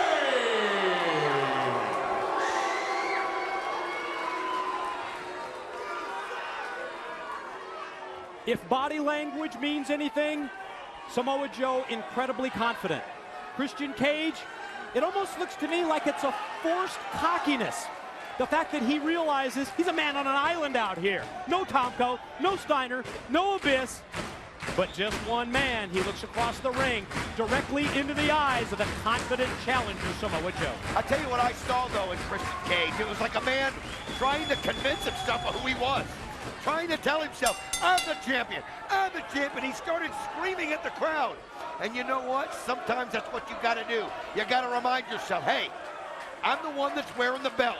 Forget about Tomko, Steiner, Abyss, anybody else. It's now you and Samoa Joe, and one man is either going to still be the champion or there's going to be a new champion. Champion and challenger come face to face and come nose to nose in the middle of the ring. Oh, smart move by Joe. I love that. Using the kicks to wear down the champ. He caught him unaware with that first one, and now he goes right and left leg. You know, he's somebody that's so agile for a big man. For people that have never seen Samoa Joe and they see him for the first time, their first thought is, not as confident as anybody else that has seen him. Within about 2 minutes of watching this man in the ring, you are in awe. You are just absolutely mesmerized by what he can do. You're mesmerized by his power. You're mesmerized by his speed. And you're mesmerized by his agility. You break out that old cliche, and it really fits for Samoa Joe. Don't judge the book by its cover. Yes. Series of kicks by Joe here in the early going have given him, in my mind, a quick advantage on Christian, because the more he uses those kicks, the more he takes out that vertical base of the champ, the better the advantage is going to be as the match progresses down the line. To the hammerlock now by Samoa Joe. Crowd incredibly showing their support. So vocal. Takes the side headlock and just bulls the champ right down to the mat. Oh, you can see the strategy already in play. You can see what Samoa Joe's going to do. He knows, and you know, don't think Samoa Joe doesn't know the situation. He knows he doesn't have to worry about Tomko, Steiner, Abyss, and you think that doesn't give him confidence? Are you kidding? Swinging and miss with the clothesline, and Joe takes Christian off of his feet by putting a shoulder block right in to the chest of the champ. Wow, that just took him. Look at that. Christian Cage is lost out there. Oh, just breaks him right in. That's one way to do it. Open hand slap with authority. Follow kick. Series of them. Right and left kicks. And the champ goes down. Christian Cage, his one great ability is to use his mind and beat you in mind games and get you looking one way and coming at you from another. And you wonder what he's got up his sleeve. You think he's got to have something, but right now, Samoa Joe, bull rush. Nice elbow, though, by Christian Cage. I think you're saying that there's no one to assist him in his diversionary tactics. Christian kind of surprises us by leaving his feet going airborne, and Joe just walks right out of the way, and there's the chop and kick combination, and the big knee drop. That's 280 behind that baby. Oh, what a knee cover. Shot. 2. Whoa. Christian Cage right now has no clue, Mike. He has no clue. Look at that knee. Look at Joe. Oh. One just shot after God, another. those things are lethal. God, they're stiff. Here comes Joe. Oh, well, just sends him right through the ring. As Samoa Joe in total control. Christian Cage, like we said beforehand, wasn't prepared. Now look at this. Samoa Joe bringing him over here. Near the broadcast table in front of the broadcast position, but the quick reversal sends Samoa Joe shoulder first into that steel ring post, and all of a sudden, Christian Cage with that one move, and now took him and just backed him up right against the other steel post. Christian Cage, level of confidence rises just like that. Coming over here, looking for a steel chair, I'm guessing, pushing anybody and everybody out of the way, and here he comes with the weapon in hand. Well, you don't stay the champ. You don't become a two-time NWA World Champ for nothing. This guy has resilience, and Joe, look at the power! Did you hear that? Did I'd you like to see that again? That was just unbelievable. It was like a splatter sound. I mean, Joe just measured it and waited, and now look at this. Joe just sent it right over the top of the rail. Samoa Joe, wow. The little bit of momentum that Christian Cage thought he had, it went away that quickly. TNA fans, they've cleared the way as the Samoan submission machine, takes him face first, head first, right into the wall. While they're going up in the stands, I'm going to show you how hard Joe slams Christian Cage down. Look at this right here. He goes up, picks him up, and just slams him down. I think as equally as impressive as the video was the audio, and I hope you heard it at home like we heard it here. Headbutt by Samoa Joe knocks Christian down several steps of the impact zone. I mean, Christian Cage, just anything he tries, it looks for a moment that he's got something going on. But Samoa Joe, he doesn't mind taking a little pain to get the job done. And now look at this, throws him against the wall, and Christian Cage just melts down to the ground. I like the fact that the referee, Rudy Charles, has decided at this point, let's give him a little leeway. I don't think we want to see a double countout situation here. I think we want to see a bottom line winner and a loser. And I love what the referee has done. I mean, Samoa Joe, he's just taking Christian for what may potentially be a victory lap around the building, and he just tossed him again head first, and even high five for the fans. It's a special night, and you can't. You've got to let this play out right here, and you said it. But look at Joe. He just lines it up. Here he comes. Oh, what a boot. He just busted the wall with his boot right there, and the crowd is just loving everything.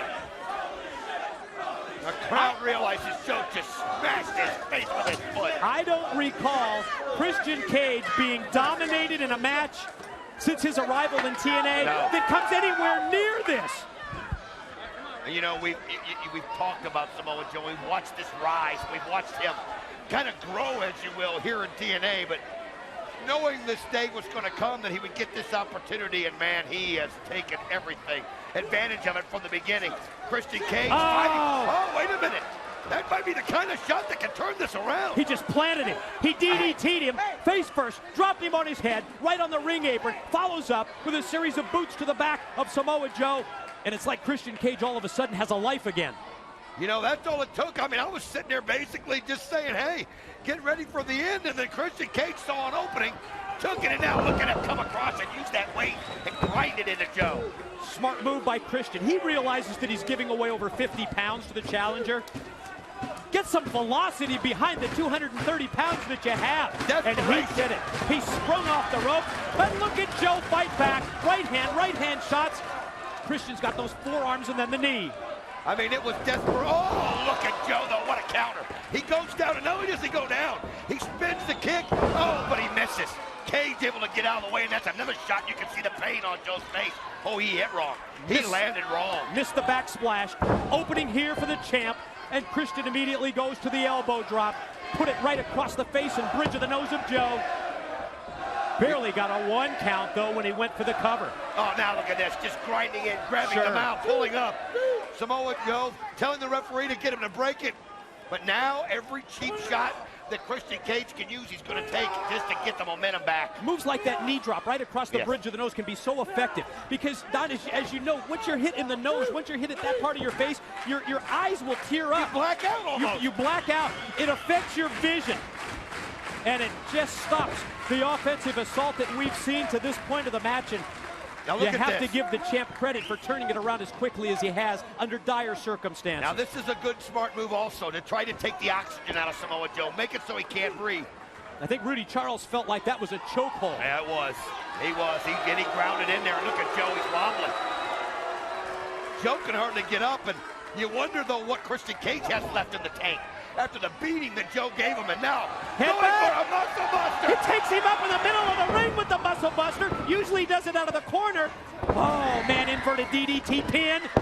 2. Oh, that was close. Wow, so close. Only a 2 count, however, before Samoa Joe barely able to roll the shoulder. As Joe gets to his feet, Christian takes him and drapes him, neck and throat first, across that top steel cable. Now going to position him across the middle rope. Referee Charles right in his face. And again, he goes back, and now that's 230 pounds. Using the ropes to his advantage, and just putting the pressure every chance he can. You know, Joe, oh, listen to that crowd. They can't stand every move that Christian Cage is making, but it's effective. Look at what he's doing. Joe is out of breath. Joe, oh, now he's just humiliating. I don't think Samoa Joe needs a wake-up call. No. Oh, that's just what you don't do.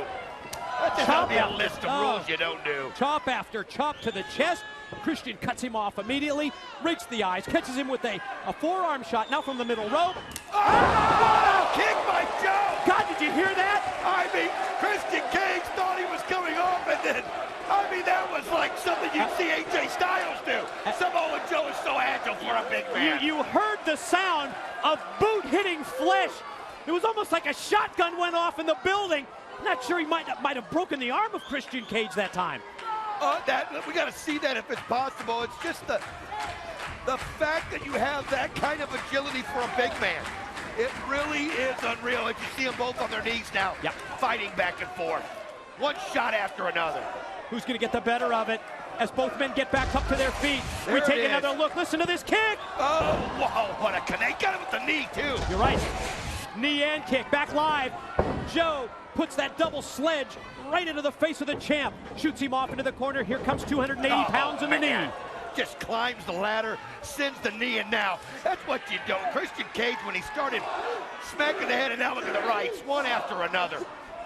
Corner mount. Look at Joe, fight it on, though. Fight it, hold on. That's the weight. That's the weight advantage. Oh, look at that. Referee's got to break that hold right there, man. That would have crushed the larynx right there, man. Christian in trouble. Joe charges. You called the face wash. There it is. Bottom of the boot makes contact with the face. Pin. 1, 2. No. But barely no. Christian Cage able to fight out of it.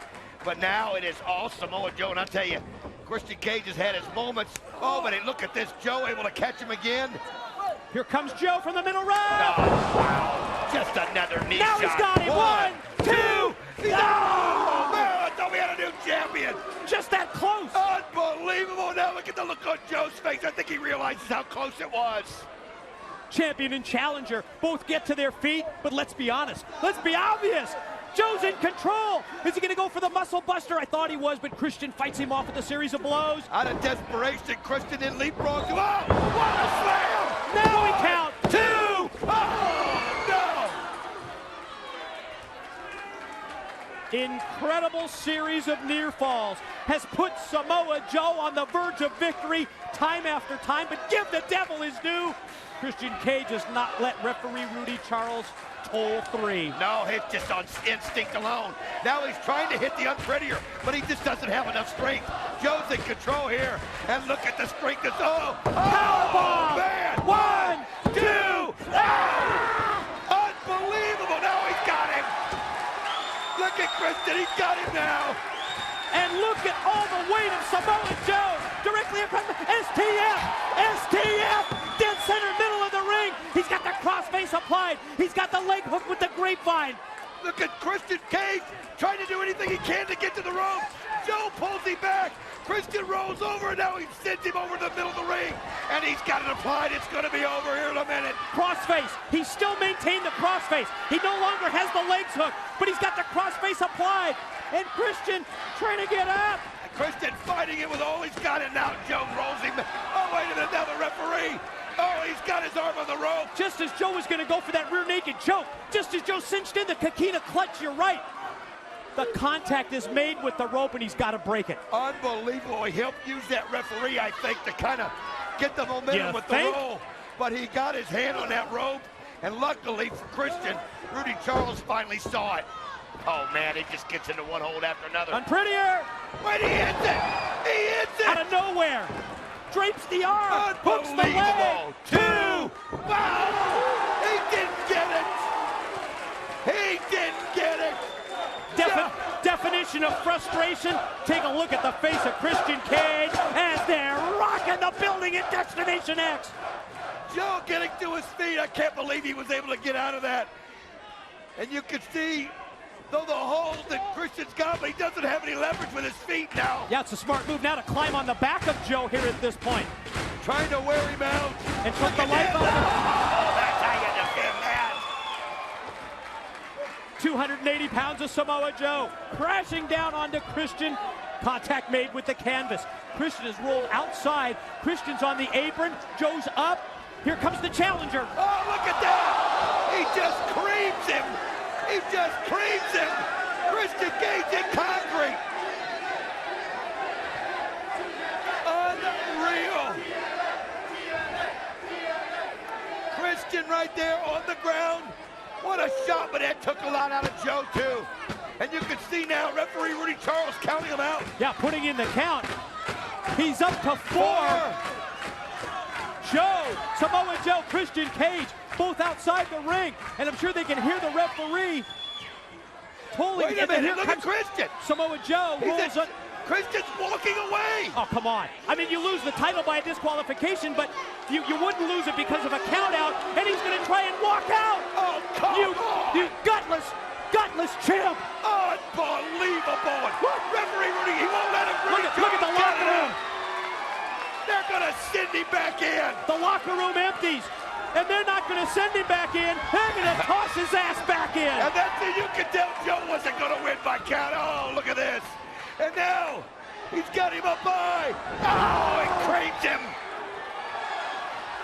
Come on, Dan, get in here, Rudy. Rudy Charles. 1, 2. Oh, man, if he would have went, where was Rudy Charles? Oh,